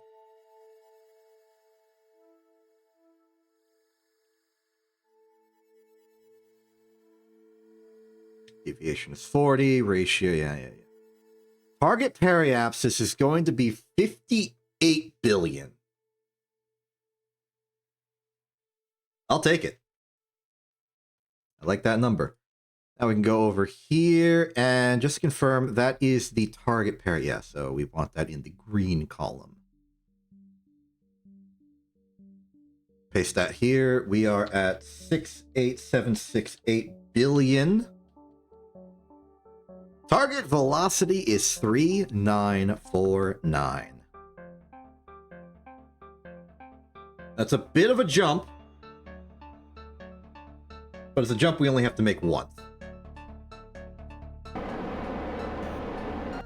This is going to be a good chunk of our fuel reserves. But you know what? It's worth it. Also, let's just boost ourselves up a little bit. Like maybe our... Yeah, there we go.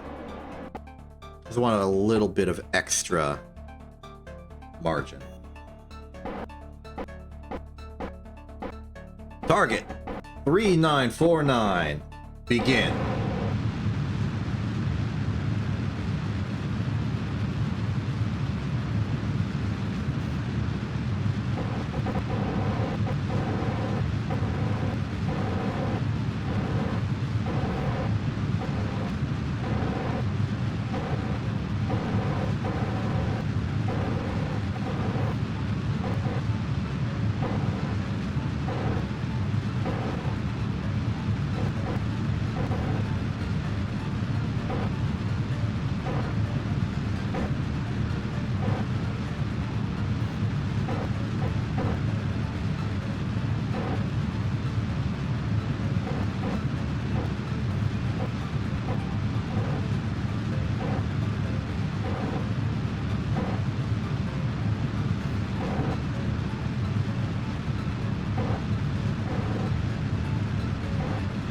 Under 1,000 to go. I've got it on time warp, so I'm trying to be careful. That's also why I'm keeping the RCS on, just to sort of help balance that stability. Target is 3949.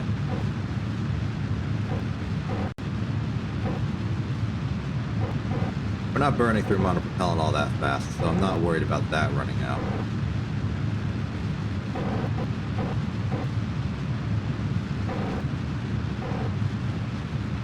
What if we asparagus saged this a little bit?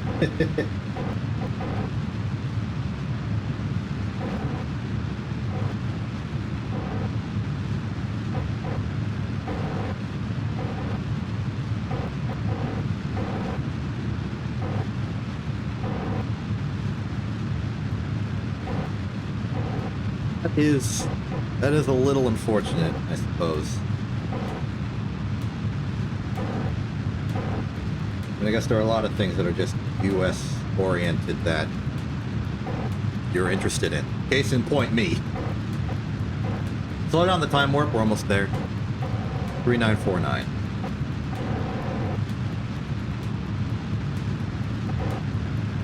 Blue. A little bit of purple. 3949.0. There we are. Okay, so theoretically, we should do one orbit, and then we'll be at Joule, basically. It won't be perfect, but it'll be close.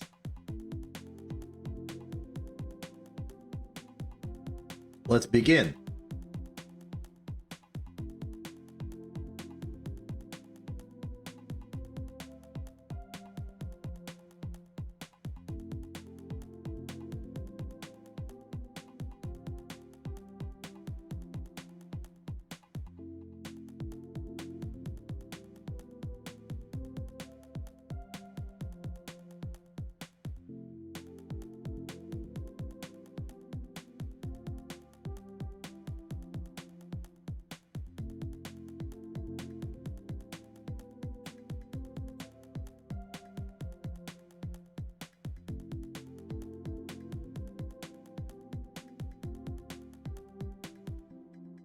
I think a lot of the convenience of like US and general European like cultural intermingling and influence is because they all pretty much share at least some neutral ground language. Yeah, the US speaks English and all the European countries speak a bunch of different languages, but the United Kingdom's had enough of influence on heckin' world events, and the United States has enough just sort of like full of influence everywhere that like learning English as a second language is common.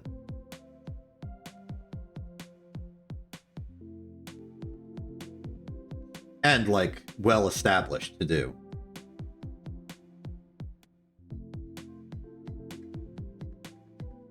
And so I imagine that in a lot of places in Europe, just this, especially like online correspondence, because the internet is like full of Americans and just English speaking in general. There's a lot of like cultural interaction, events important to one or the other, which then brings in scheduling conflicts. But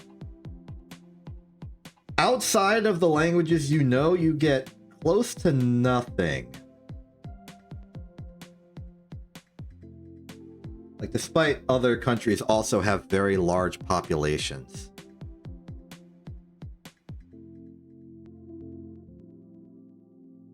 Yes, that's true.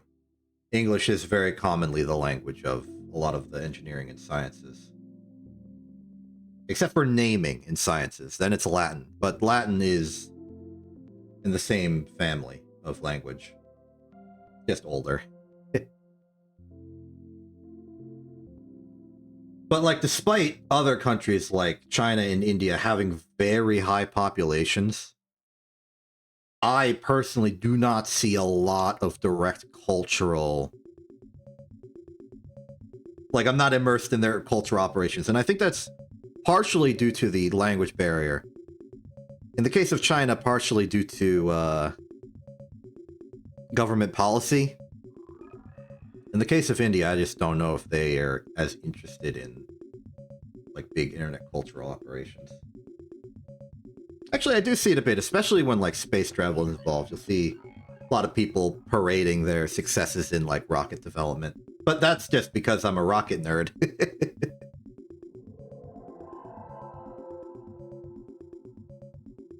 And my own interests mostly gravitate me towards Japanese, because Japanese culture is a very, very big cultural powerhouse on the internet. Second to the English speaking is Japanese speaking, in my opinion. Just because they got a big, big amount of cultural exports. Yeah, it's just like completely insulated. Which in one sense is fascinating, in the kind of like, man, it's like a whole different world over there. I wonder what it's like. But also weird that it successfully exists. Like, how they do that?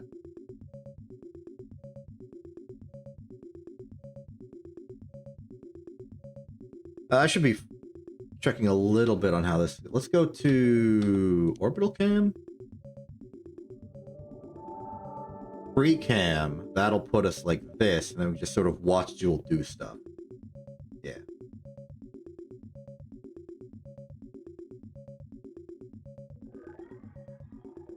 Yeah, but North Korea, it's easier because it's smaller. The population is lower, and proper, like, high technology and internet stuff is just not as distributed.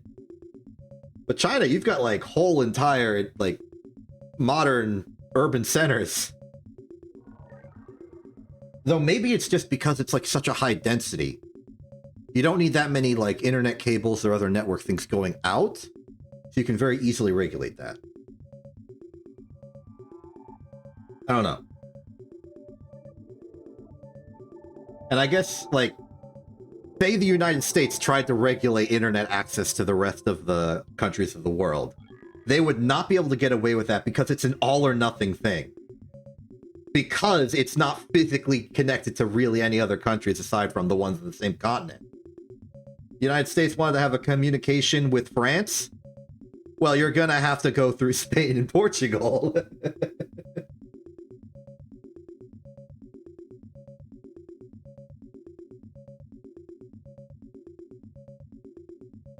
All or nothing affair. You can't just, like, connect with your allies because the connection boxes that would get you that access are, well, not even on your continent.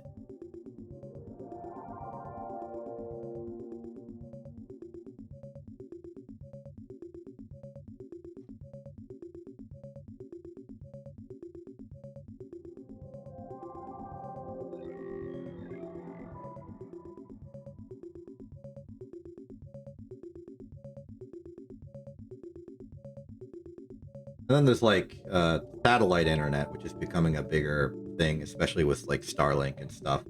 But that's going to require specialized piece of equipment for the end user, almost, in order to access that. And that's just going to be regulated by the market letting you buy or sell one.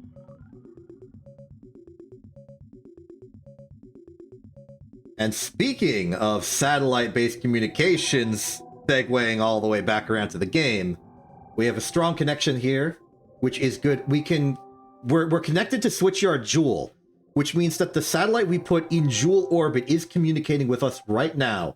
Quite strong, I might add. Which means we're basically operating as, like, a remote connection to the satellite around Jewel. We're no longer operating interstellar comms, we're operating on Jewel comms. Cool to think about. We're about halfway through our orbit right now. We are pointing backwards, so this is forward. We're under Jewel, which is expected.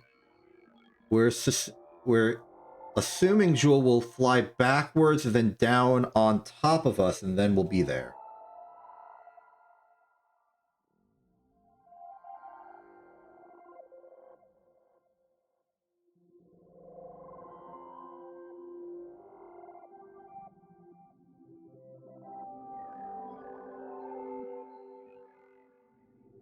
I'm thinking about more politics. If there was, like, one political thing that I would like to talk about at length in detail, both for my stance on the matter and also just all the details you could go into about stuff,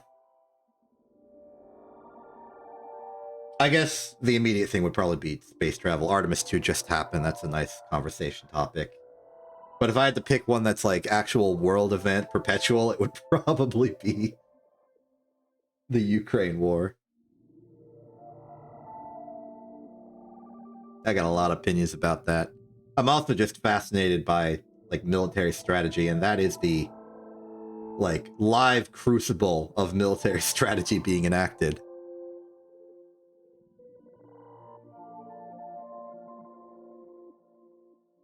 You know, for how far out we are right now, we are getting pretty good view of the moons of Joule operating. Do we have data on the vague SOI of Joule? Yeah, it's about 2 billion. Interesting.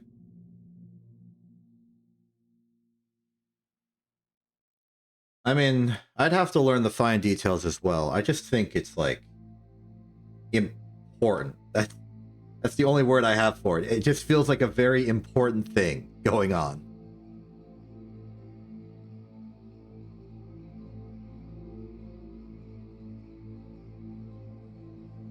And I've wanted to learn, like, strategy. But it's kind of hard to figure out where you would learn military strategy as just a regular person without, like, going into the military. I thought that was us entering the SOI. That was just an autosave. False alarm. And you can see the individual moons moving.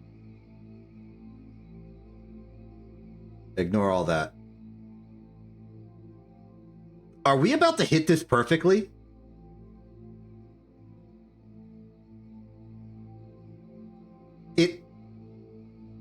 Maybe I'm being optimistic. But, like, we're seeing a lot of detail on that movement.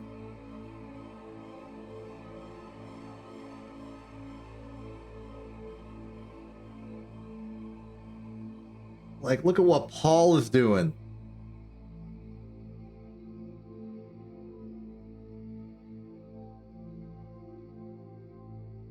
You can see Tylo, Leif, and Val moving.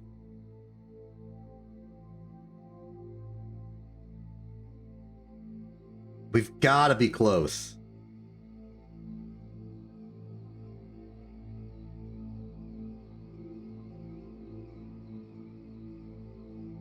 Oh my goodness.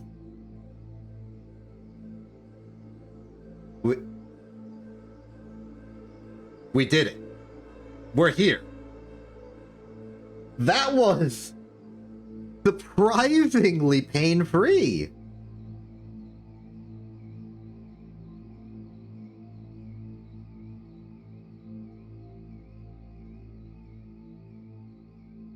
Okay. We're here. We're here. We're just here. Okay. So, let's figure stuff out. Let's go back to, let's go to orbital cam for a second. Where's the sun? There's the sun. We're pointing directly at the sun right now. That doesn't really help us. Because I wasn't paying attention enough. So there's Joule. We're facing, let's point. Okay, well, first off, let's stop time warping. Turn that off. Turn retrograde. I want to understand where we're going.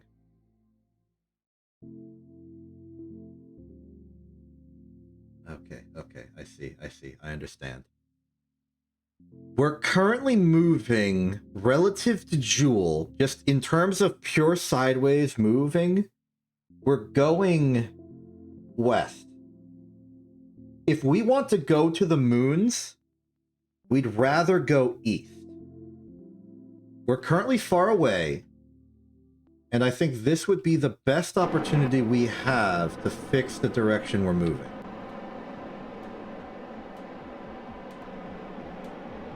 So let's fix the direction we're moving. I'm gonna sit here at the horizon and shift us from moving west to moving east. Go. We'll know we're at about where we want when our orbital velocity is back up to 360. Because it was at 360, and now we're slowing down, and eventually we'll speed up again, and it'll get to 360 and we'll be good.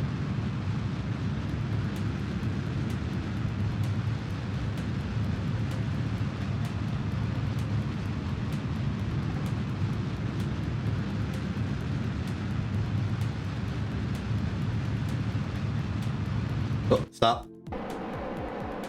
Now this is a closer to perfectly east, so I'd want to do this here.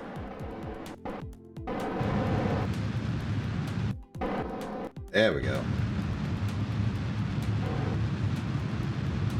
And we wait until we go back up to 360.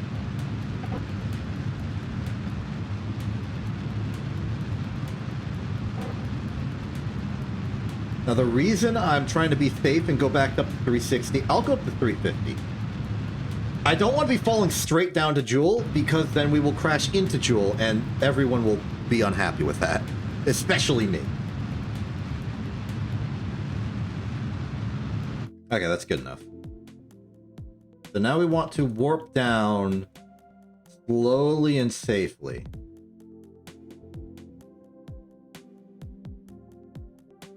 If we get a real and proper periapsis, I will be happy.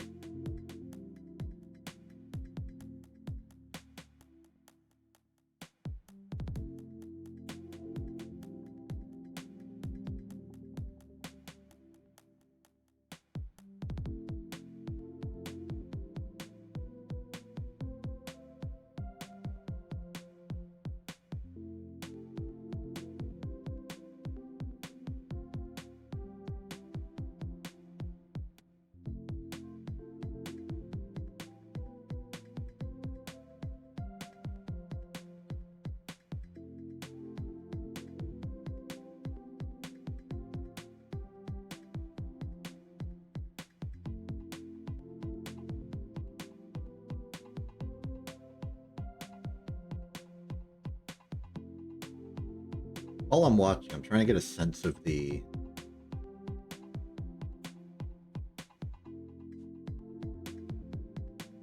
orbital ratios. I believe that Lathe, Val, and Tylo have orbital periods of, like, relative to each other, of 1, 2, and 4, respectively. I think I know that to be a fact because I think it was a reference to real world moons of, like, Saturn.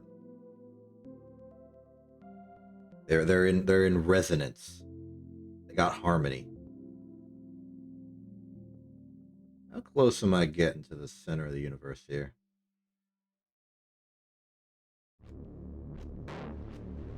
Don't give me the scary music. I was feeling happy about things.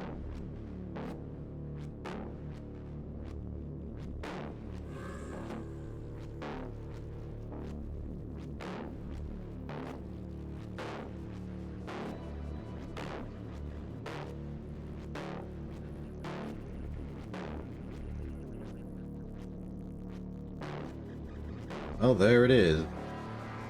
Cool.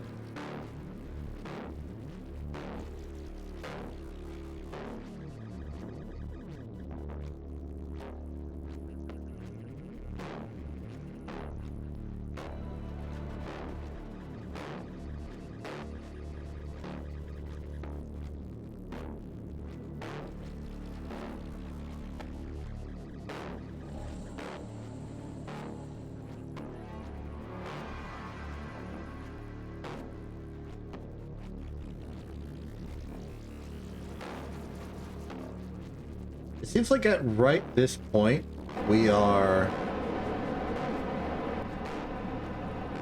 like level to the orbits of all the moons and stuff. So I want to take this time to flatten our orbit so that we're not going any amount north-south. I think we can do here. But technically speaking, might be easier if I waited in terms of fuel efficiency.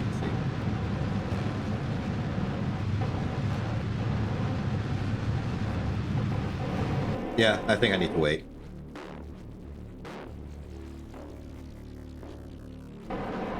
Let's go back to retrograde and wait till we're at periapsis, wherever that may be. It's enough to see it on the ball.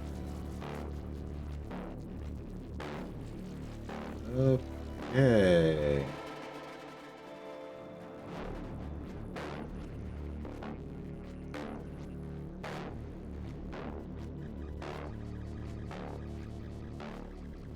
Pretty close.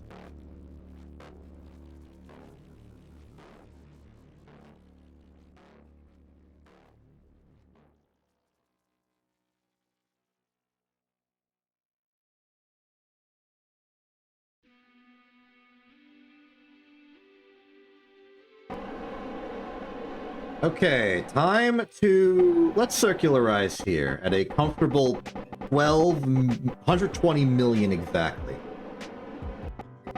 Get a place to circularize as any. Okay. Now we can do some math. So, we are at an altitude of just about 120 million. We want to circularize here.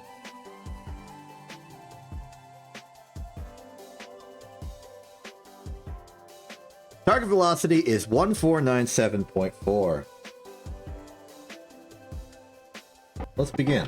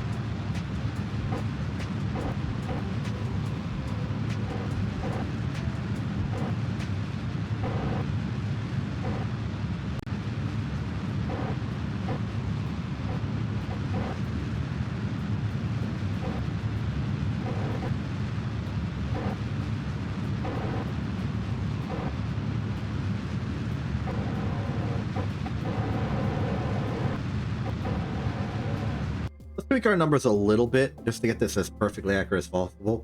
We're not at 120 million. We're at 120 million 41,000.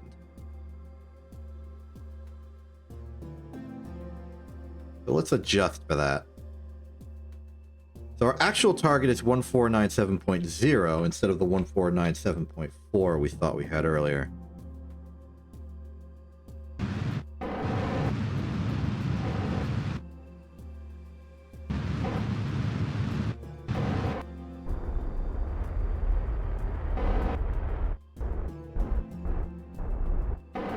There we are. Then theoretically, we're going to want to turn around and lower on the other side.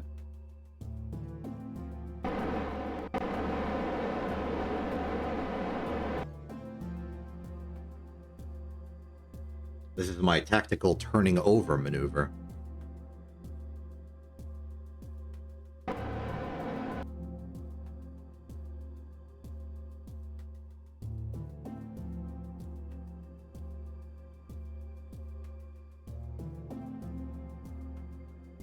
And then warp.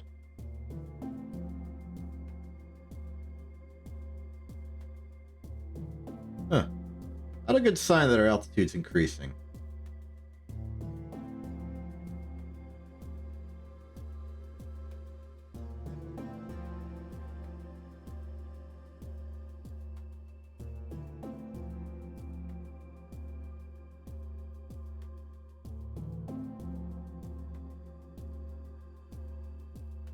Yeah, looks like we overshot a bit.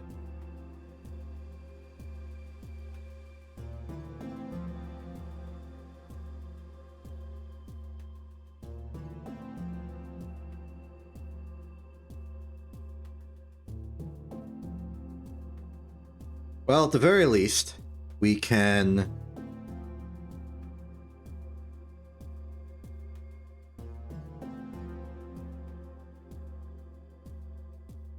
let's start going to satellite mode. How about?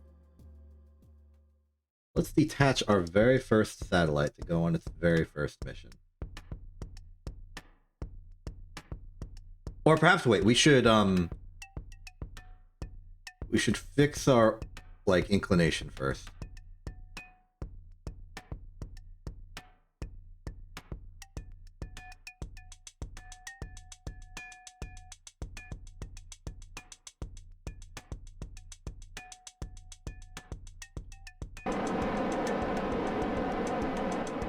Make this a bit more reliable of a vessel.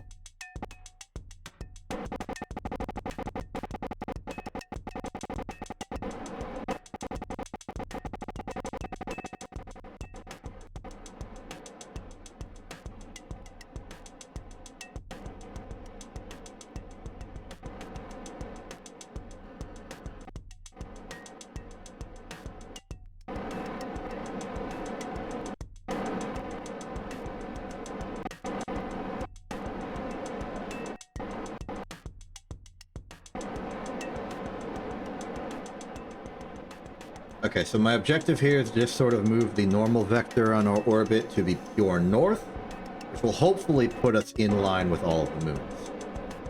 Or at least close enough. Removes inclination from being a problem. We just sit here and thrust until that triangle is where we are.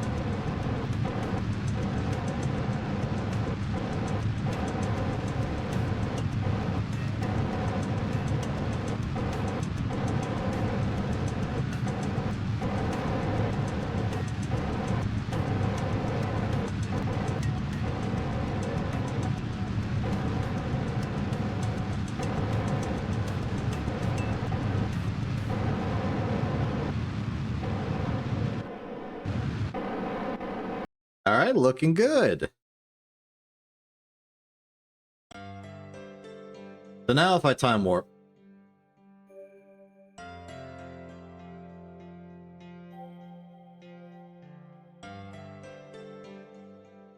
it's not perfect, but it is pretty good.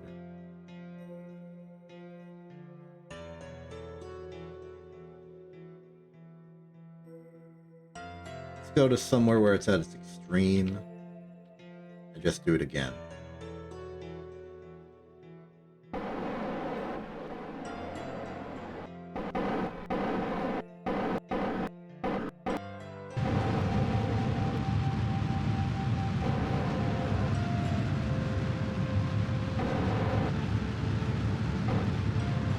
We've got the fuel. We can't really use this ship for... Well, actually, I guess technically we could. Whoa, whoa, whoa, whoa, whoa. I'm doing this the wrong way, aren't I? Yeah, I am. In that case, it'd be easier to just time warp around than to just wait till the planet returns. I'm saying the exact wrong words here. It'd be faster for us to time warp over than flip the ship around.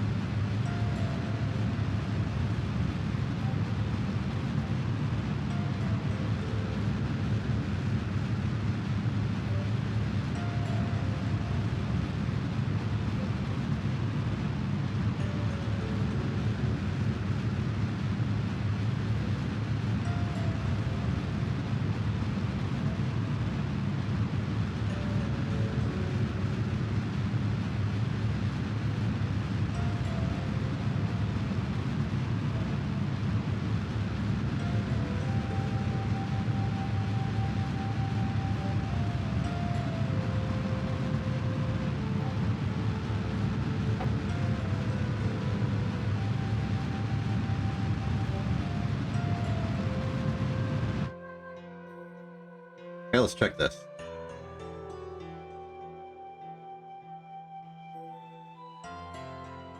Perfect.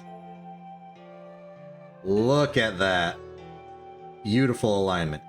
Now the only problem is that our ship is now in an even worse orbit. We can fix that.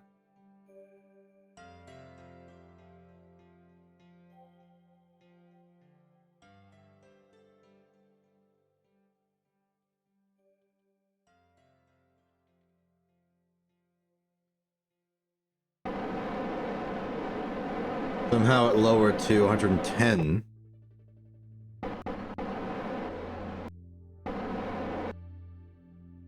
How about we go down to a flat 100? That sounds good. So we are at 110082. If I'm reading that correct. No, 110182. 1,000. We want to go to a solid 100 million. Target velocity is 1523.2.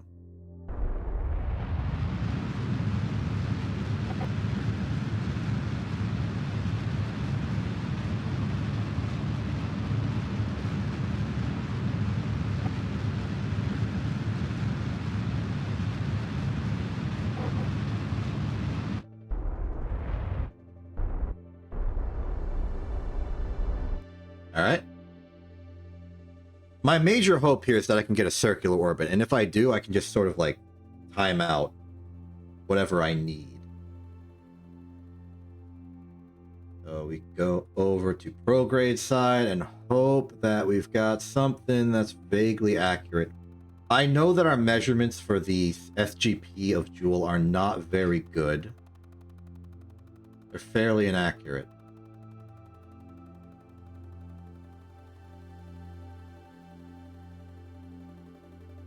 But my plan for that is I'm going to jettison all 4 probes, and then I'm going to dunk this thing into low Joule orbit to get as like as precise numbers as I possibly can.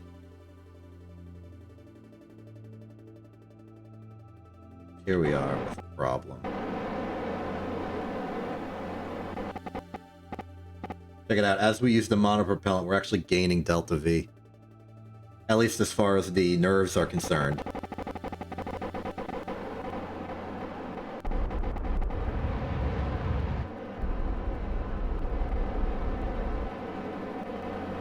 Okay, so 100 to 100. 1632.6.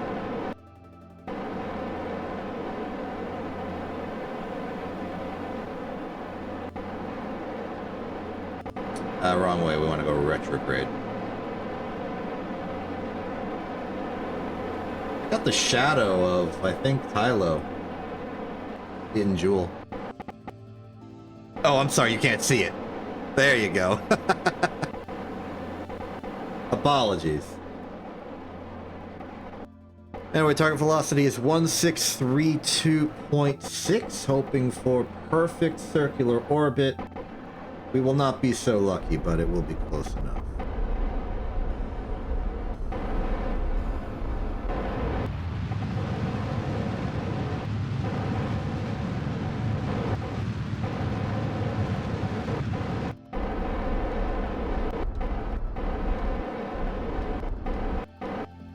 Alright, let's see how good it is. That's not good at all. Oh well. We tried. Alright.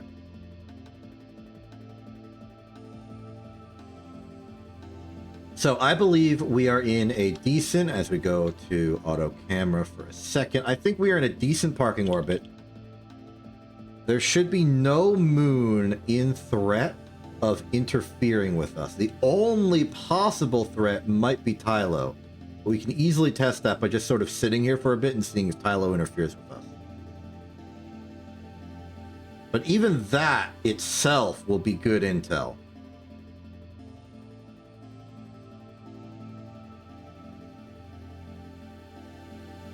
It means that 100 million is within the bounds of Tylo's whole ordeal.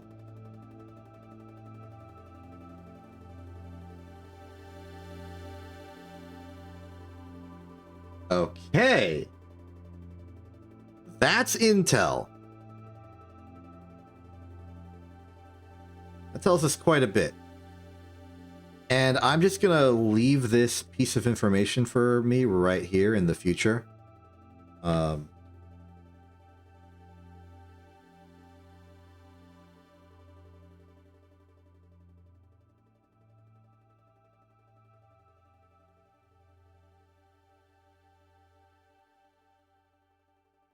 now we know that 100 million meters is strictly above Tylo, sphere of influence and all, as written.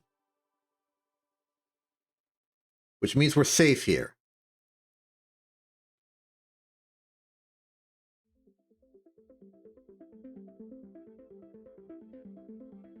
So there are 5 moons of Jewel. 3 below us, 2 above us.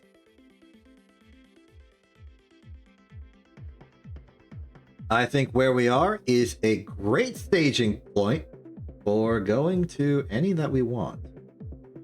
But before that, I'm going to prepare us for our endeavor. I want to, before we do anything with the moons, I want to make sure that we have Jewel as understood as possible. So I'm going to try and weave my way down to low Jewel orbit to get as accurate data on the radius and SGP as we can to improve our calculator and subsequently improve the measurements we take on the parameters of the other moons.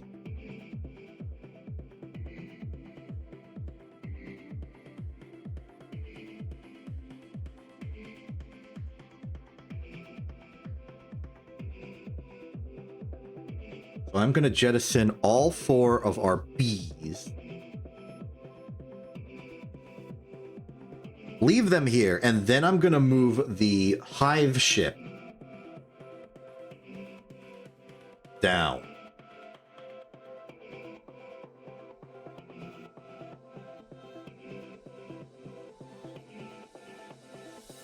And while we're here, is there any science that's just sort of like available to go? Not really, we already did it all.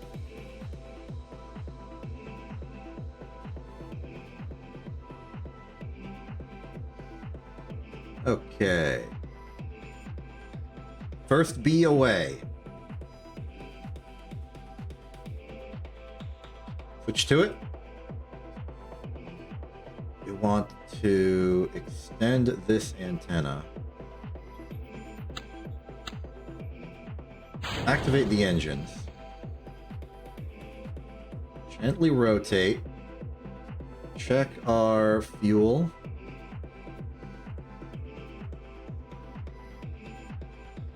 Gently. Okay, extend the other antenna. We are away.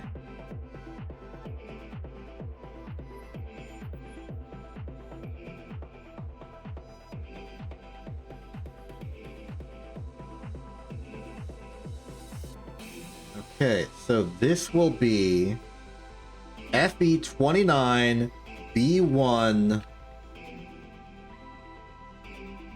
Alley. Yes, I am going to be naming all of these. Great. So with this one deployed and ready to go, let's go back to the mother hive and prep the next one.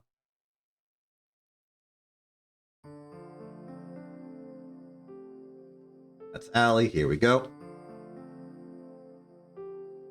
Activate engine. Extend the outwards antenna. Gently tilt ourselves away from the green hive. A little bit of thrust. We're going to lose a bit of control because we have no monoprop, but These things are dead simple. They can just spin, thrust on the vector they need, and then just go back to wherever they were pointing. Stand antenna.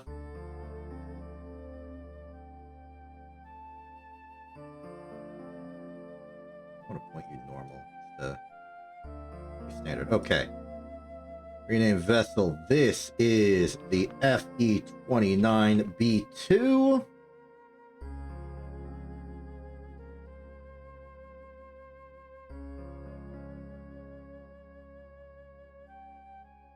Bertha.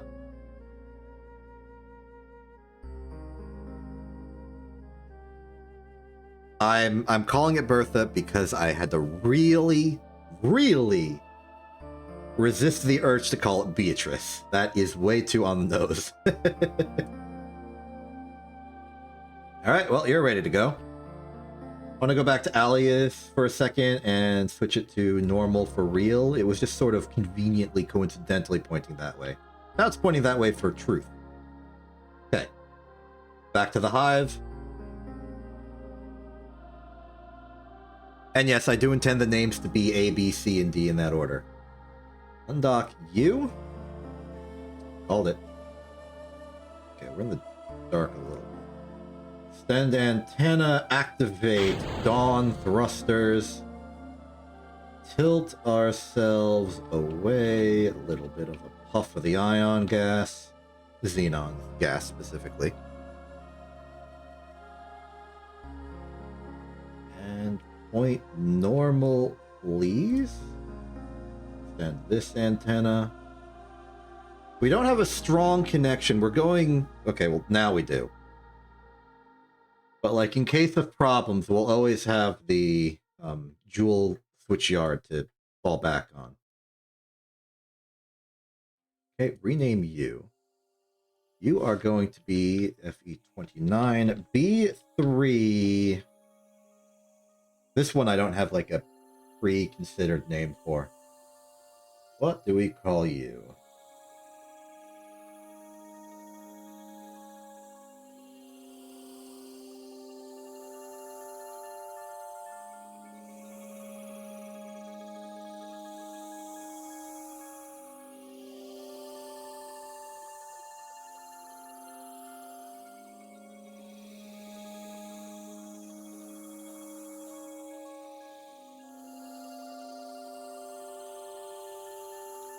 I gotta check the spelling on something.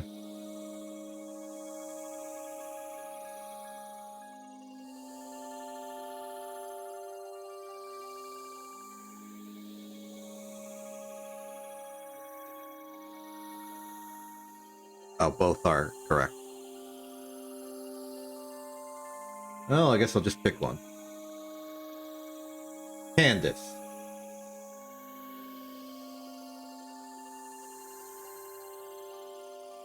Okay, back to the Green Hive.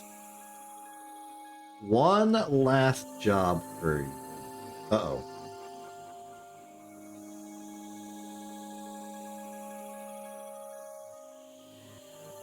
I have just realized the problem.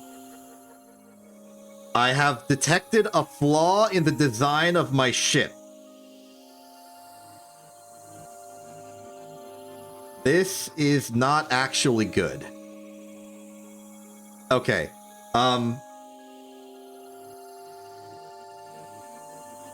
The Green Hive has no electricity generation without the probes.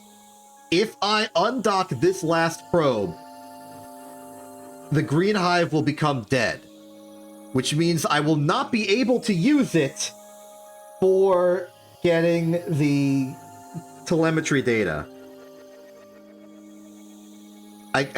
So I can't get rid of this last probe. That is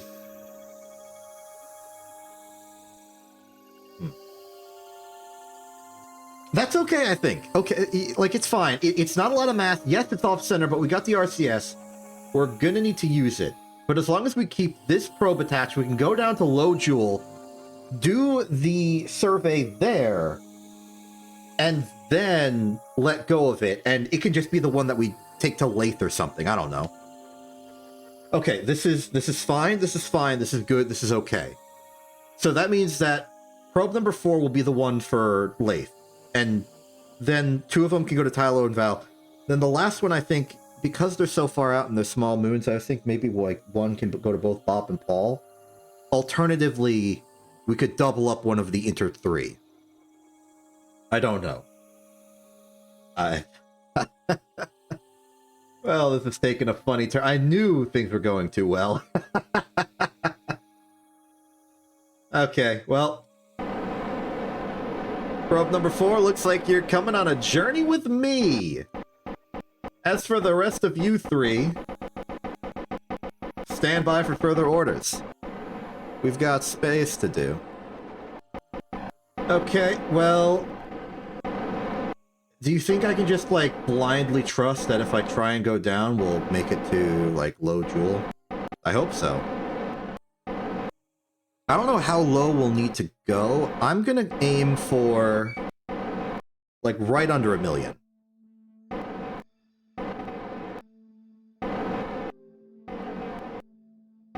So let's do that.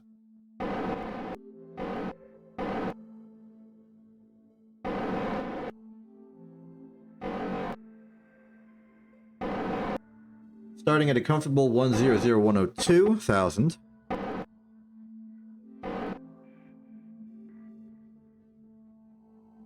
Target is going to be... let's say 900,000.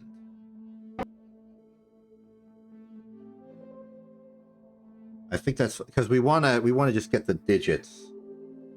We want to get to integer digits on the altitude. Right now we're stuck with in kilometers. We want it in meters. That's the goal here.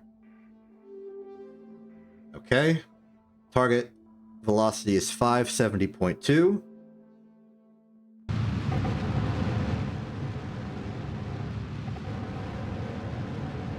Goodbye, 3/4 of my bees.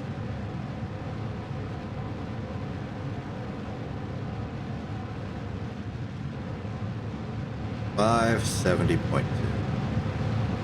Yeah, we probably gained a little bit of delta V thanks to dropping through the probes, but really not much.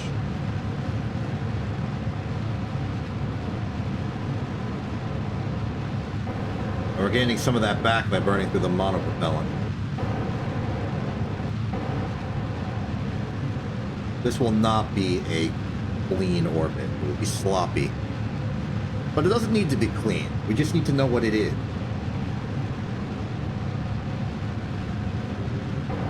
And if we lose the hive, we'll continue the survey mission with the probe.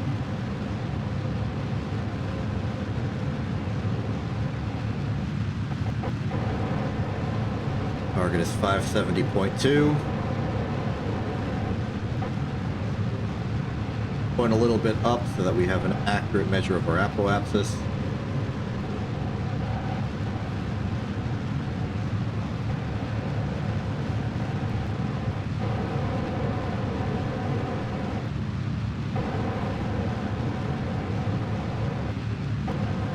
Enough. Accidentally went to prograde instead of retrograde. Fixed it. 570.2.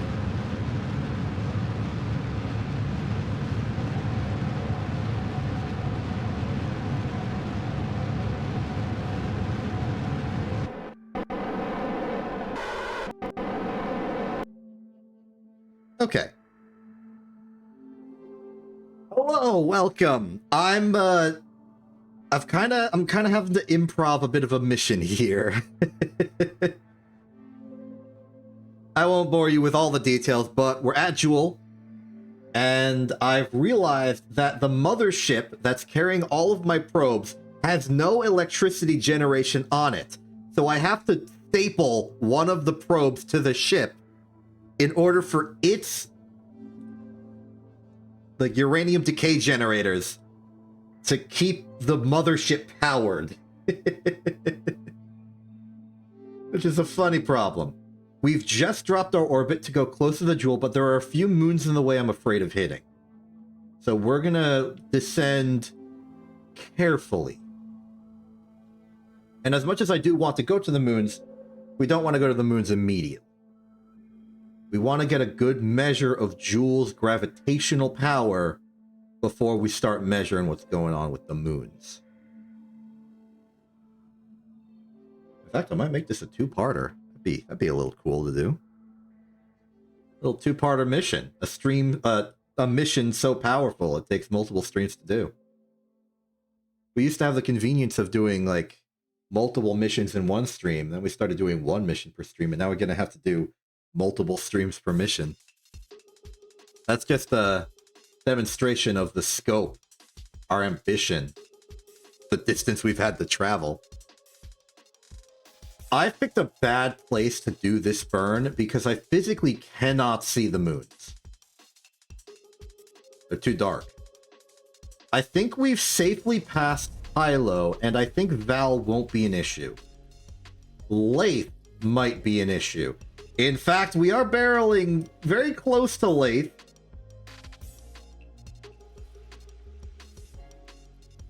Oh yeah, that's looking like it might be a problem. Oh, but it's a beautiful, beautiful problem. Is that... Yeah, that's Lathe. And lag of the game. Yeah, I think we're in Lathe SOI now.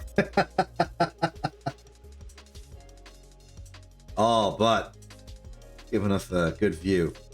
Okay, I don't think it's going to be that big of a problem. If it's going to deflect our orbit slightly, but because we passed it on the western side,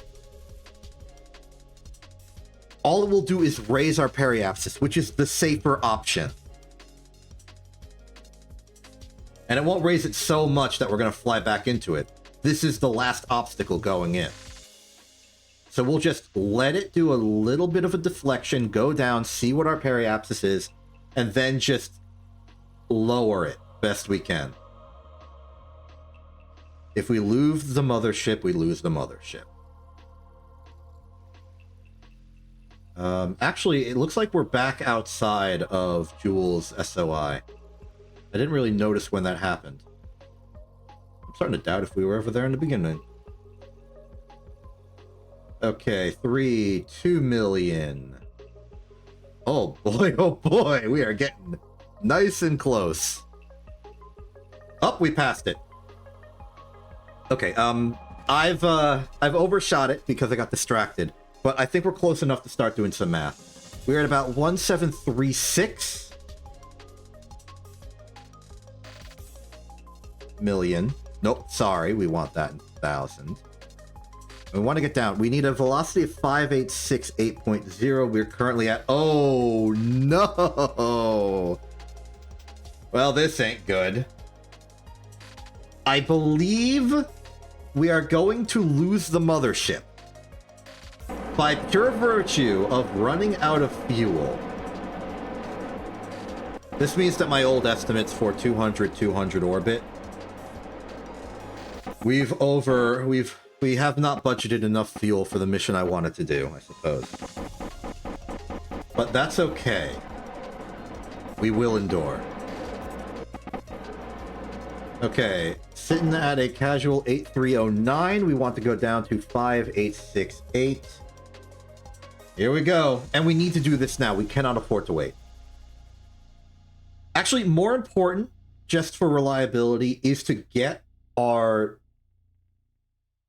We need to start moving downwards, not up. We're moving away from Joule. We got to go point in.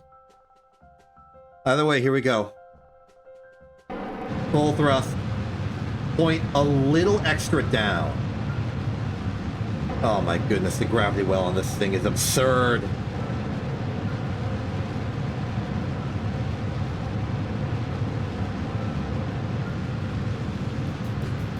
Everyone, we will lose the mothership.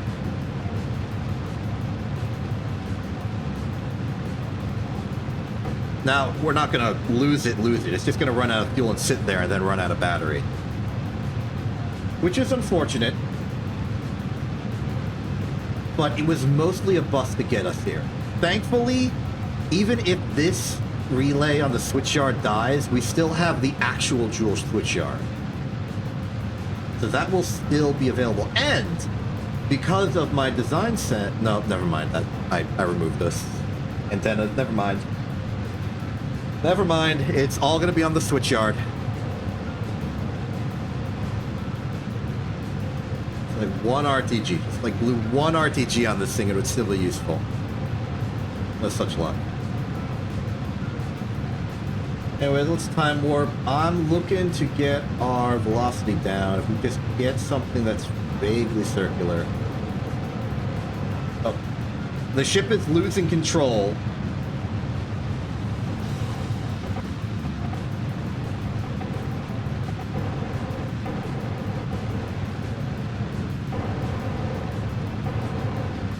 Steady.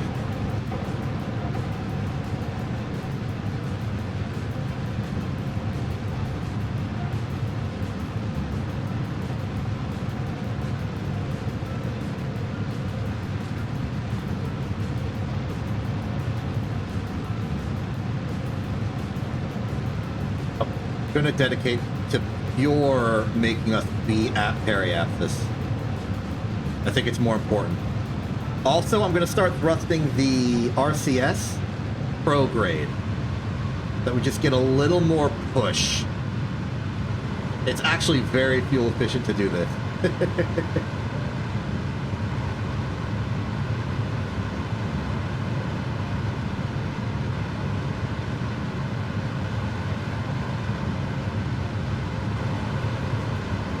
I think we are fighting the tide on this.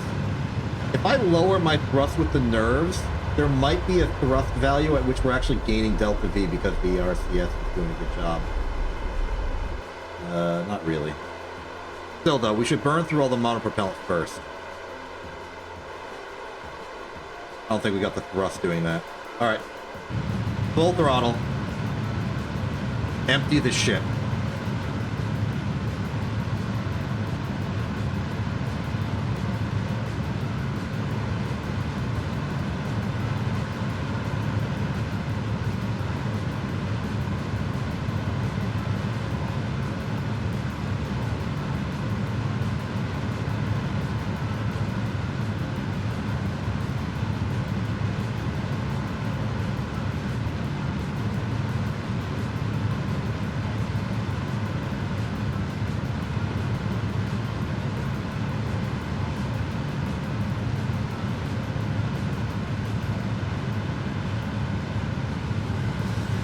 Okay, we got about 1,000 delta V in the tank.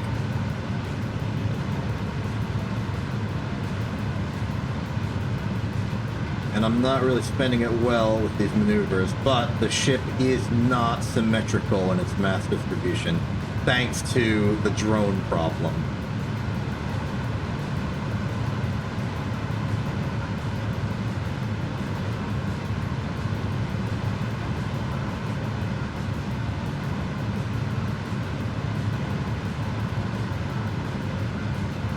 Whoa, we're losing control. The thrust retrograde is a reliable point of reference.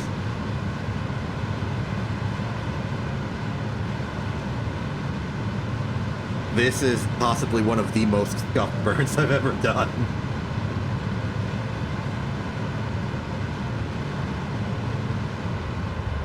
Okay, I've lowered the thrust so that it's draining at just about the same speed the monopropellant is, now that they have just about the same amount of fuel. So we should run out of both at just about the same time.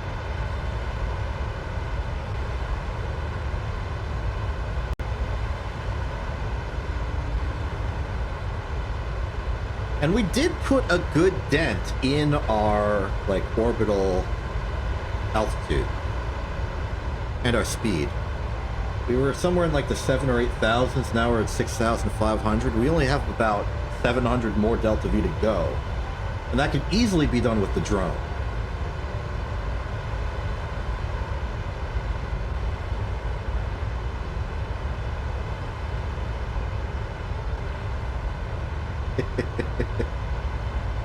You know, burning the monopropellant is actually having measurable effect. We are gaining delta V off this.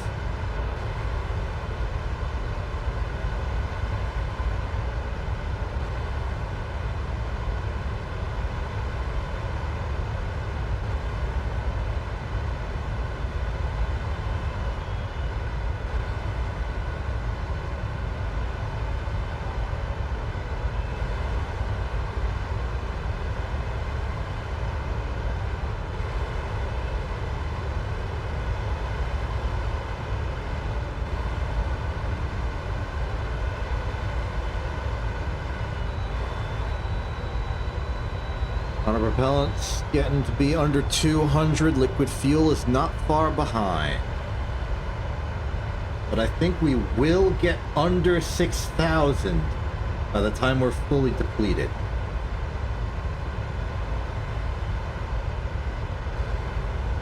Actually, call me crazy, but we might be able to complete this entire burn.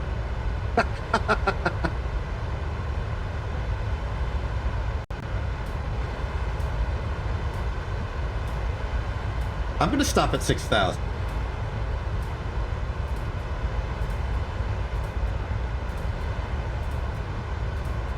I think we're definitely below late, and therefore safe from that. Let's kill our reaction there. A little more.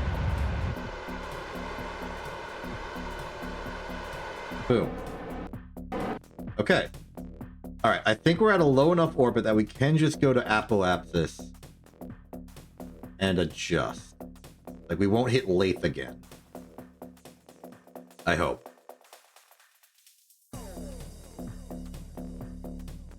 Oh. I passed it. Actually, it's close enough. Radial out now. I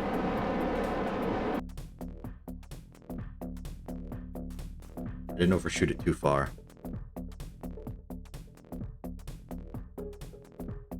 I want to have a good grasp on our orbital parameters before we jettison the hive.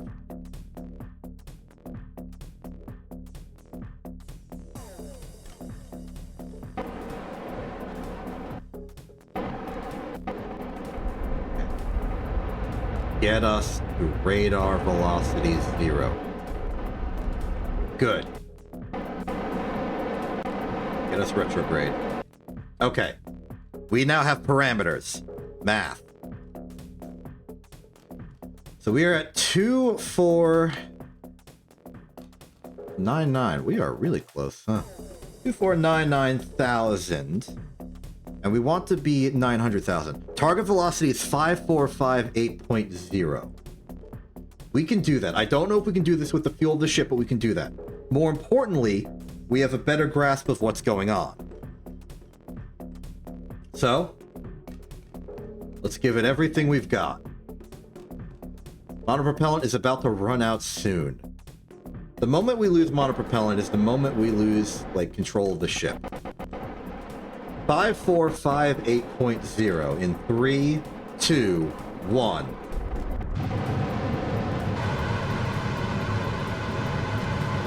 Monopropellant's out. We can no longer keep the ship forward. Okay, I think we need to jettison the ship now. We cannot hold attitude. That's fine. We're close enough. Undock number 4. Switch to it.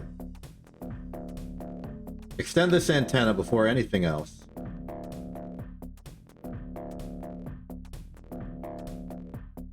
Activate ion thruster. Get stability. I think we donked off the satellite. Thrust. We are away. Okay. Radial out. Get your antenna. That's your magnetometer. Extend this antenna. Move to normal up. And the final drone is away.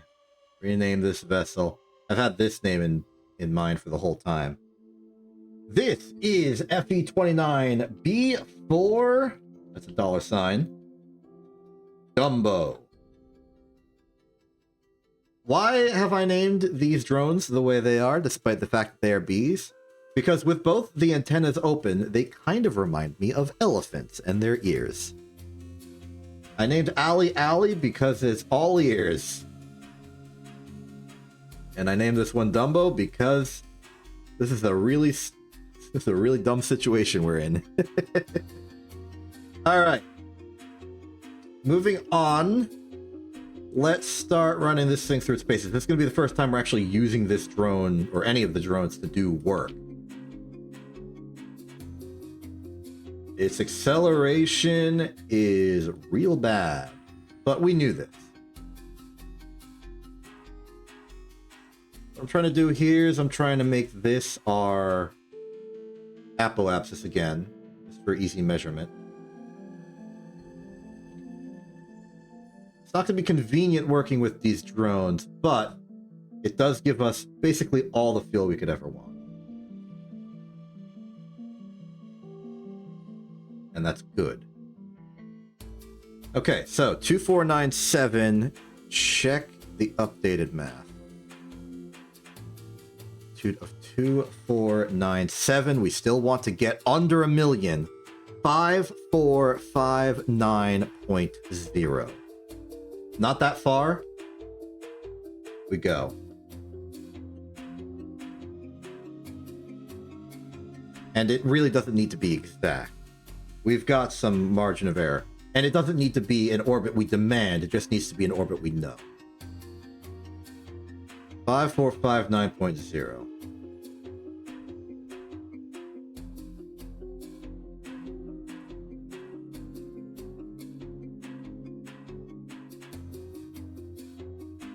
Slow down.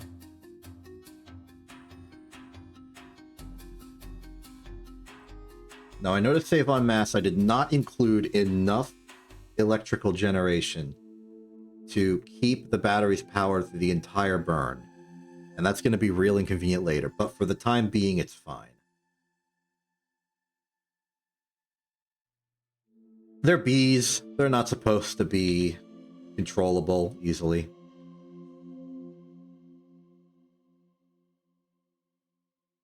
But this will really finally give us some good data on Joule. Our SGP measurements will be second to none, because it'll be the only ones we have.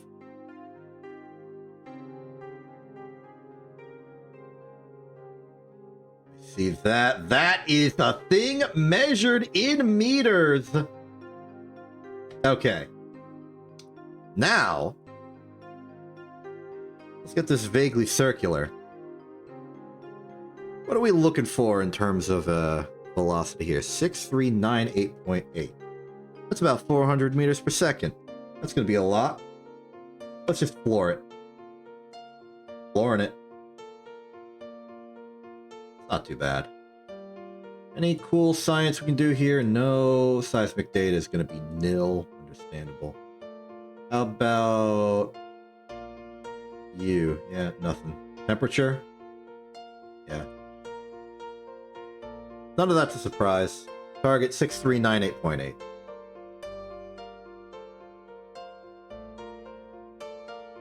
One of the issues with the ion drives that I'm now respecting is the fact that all of our burns are going to be sloppy because they're going to take place over such a long period of time. We're really going to get imprecise here. In order to combat that, we're going to need to make our measurements precise. 6398.8. About 120 meters per second to go. Electricity might not last that long, but it's fine if we have to make another orbit.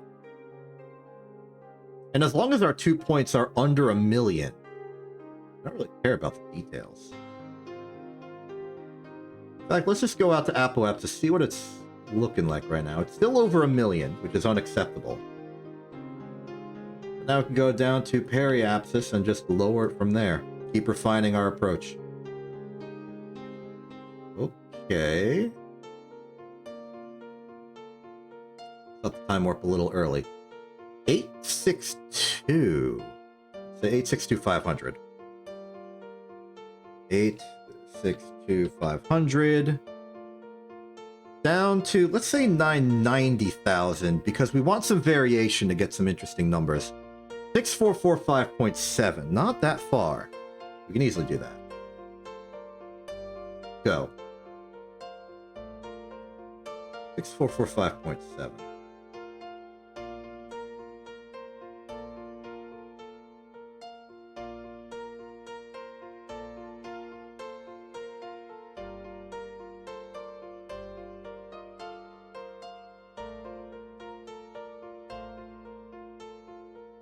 All right.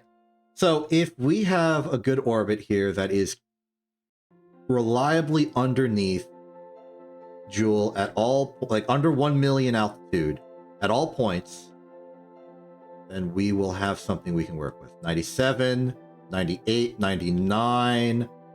Perfect. Okay, it's time to do some science.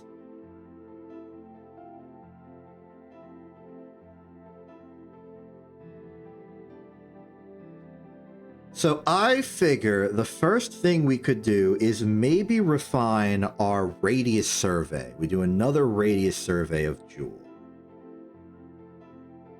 So now that we're going to be having altitudes that are not, well, yeah, altitudes that are more refined, we won't have to worry about this altitude error anymore. That'll go down to 0.5.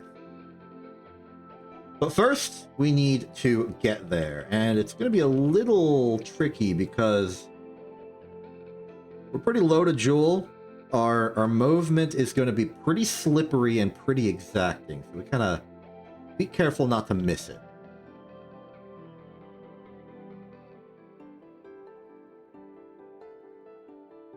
Okay.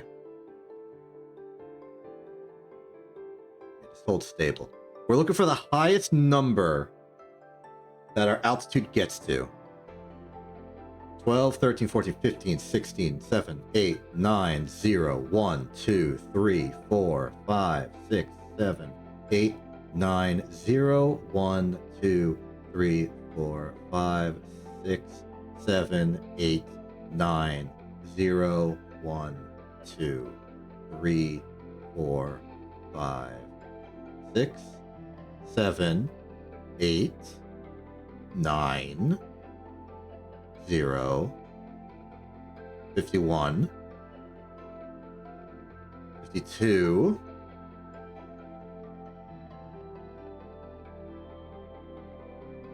51. Okay, 52 was the highest. Gotcha.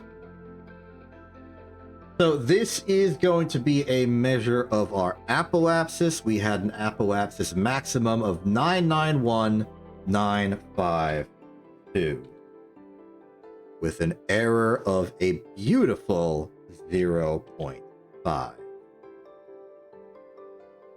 Our velocity, I was glancing up and down. I did not see it go to 2326.8. I'm going to trust it stayed at 2326.9. Oh, sorry. I'm putting these in the periapsis spot, aren't I? My bad. 991,952. Let those. 0.5. Apoapsis velocity was 6326.9. With an error of 0.05, as usual. Next. We go to periapsis. Swing the ship around.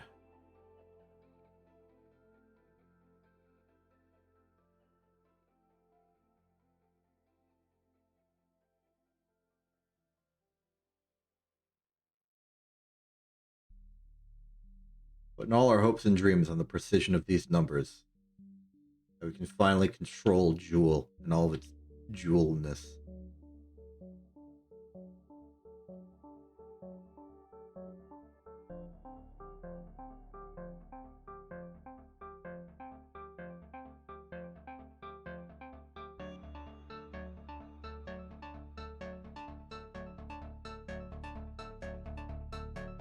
Ready? Now we're looking for the lowest number it goes to. 21. 20.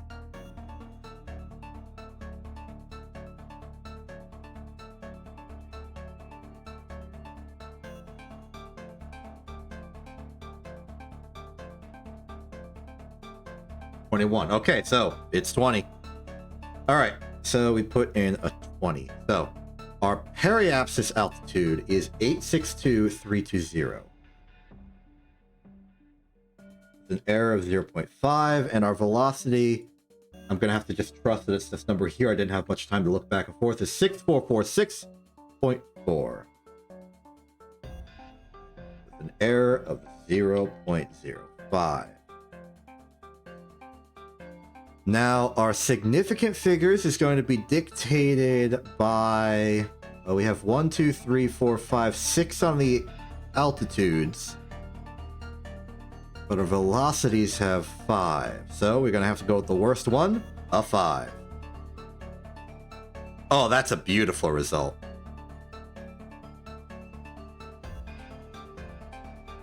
So, looking at this, I'm definitely thinking we can be pretty confident that the radius of Joule is exactly 6 million.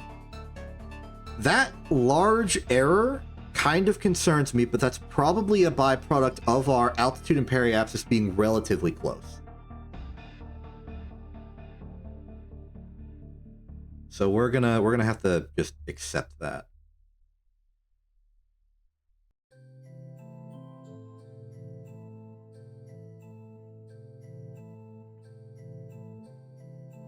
And actually, you know what? Probably a part of that is the fact that this number is just so big. Like 4 sig figs are already being used by 6001. What happens if we artificially increase this to like 6?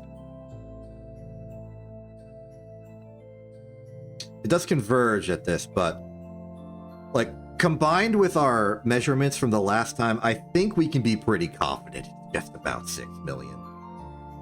The 6 million, I'm upgrading that to green. As for the standard gravitational parameter, that is what we must now do. So let's take our altitude and go to our mu determiner.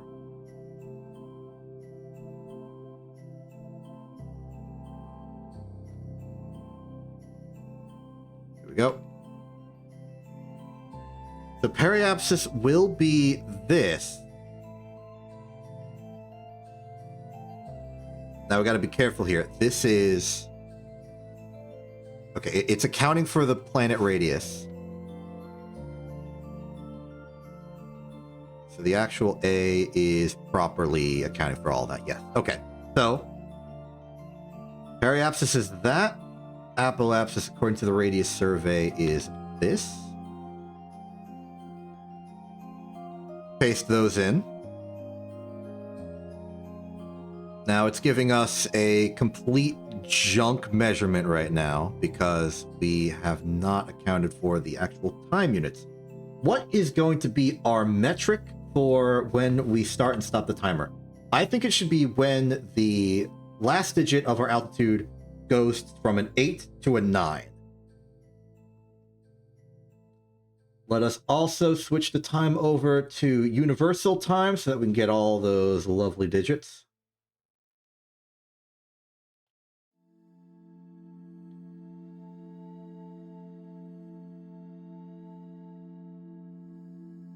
Just wait until we're a bit closer.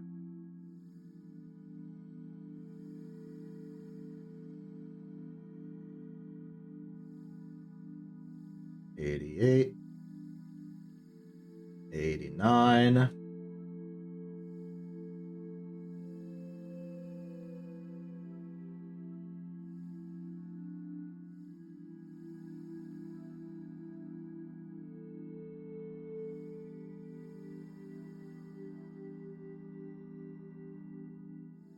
Good. So, our start time here will be, just measuring on here, 433 130 02052. And now we do some orbit. Now, the normal system is 10. The more, the better. Let's just keep going. Let's just do this. 1, 2, 3, 4, 5, 6, 7, 8, 9, 10, 11, 12, 13, 14, 15, 16, 17, 18, 19. I'm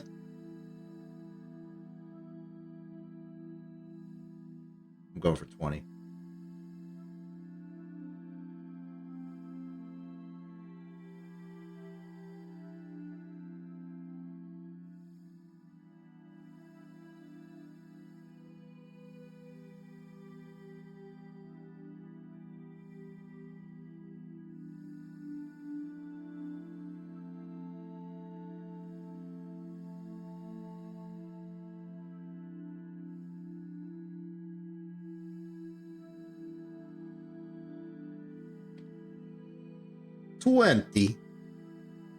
Okay, now that's some good data.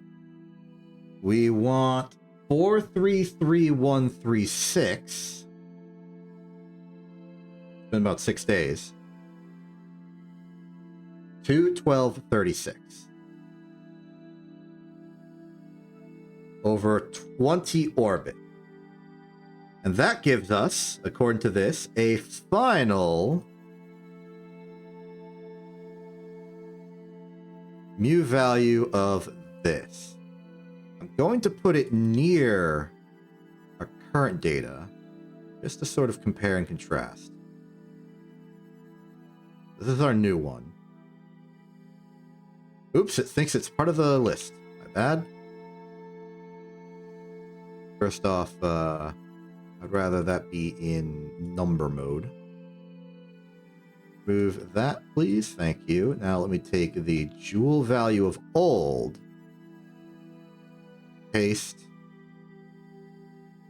Give this the yellow so that we know it's the old. Format it as a number and remove the digits. So we can see that the value we're getting is pretty close. The starting 2825 is the same, but then it starts to diverge. The new value we're getting is slightly higher, which all things considered, I think makes sense. If the SGP is higher, that means gravity is vaguely higher, which means in any situation where we were trying to circularize our orbit, with the old number, we would actually get a bit too low, which does match some of the issues we were having with trying to circularize back at 100 billion. Million with an M. I know I actually pronounced it a little bit like a B. Not the point. The point is, I think this is a correction that improves things. So let's just get like the raw value out of that.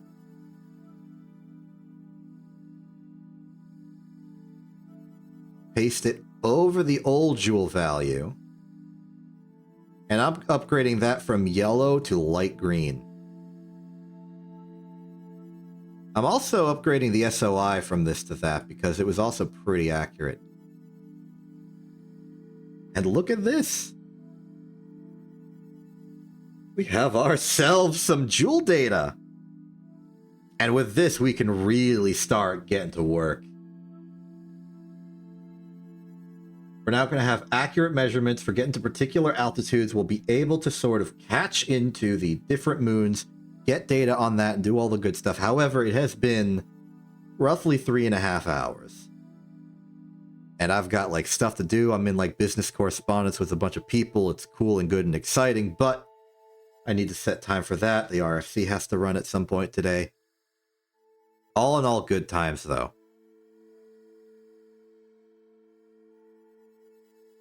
Had a good time. And we're finally getting some good work done on the joule side of things. I should take a moment to make a good thumbnail for this. Let me just rotate myself like this. Turn off that. Turn off me. Let's do some camera work.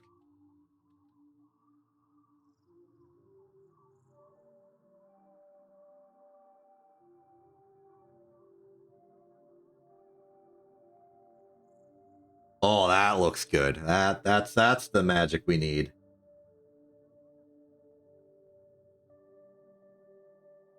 Beautiful.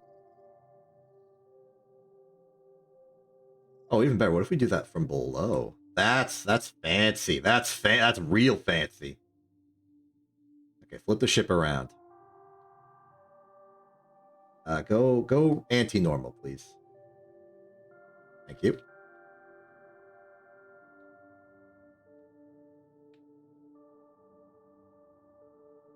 We're getting real stylish here.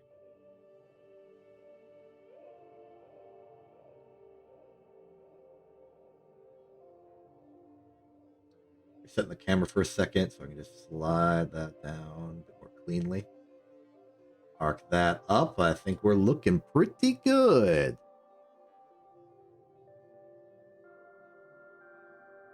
Nice.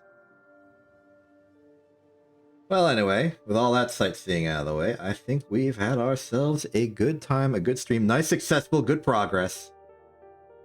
The moons of Jewel shall soon be revealed to us, and I am very much looking forward to it. I'm Exception. This isn't TV. Have a good day, and good night.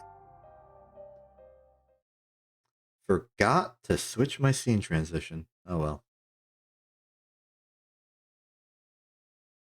Something had to go wrong this mission.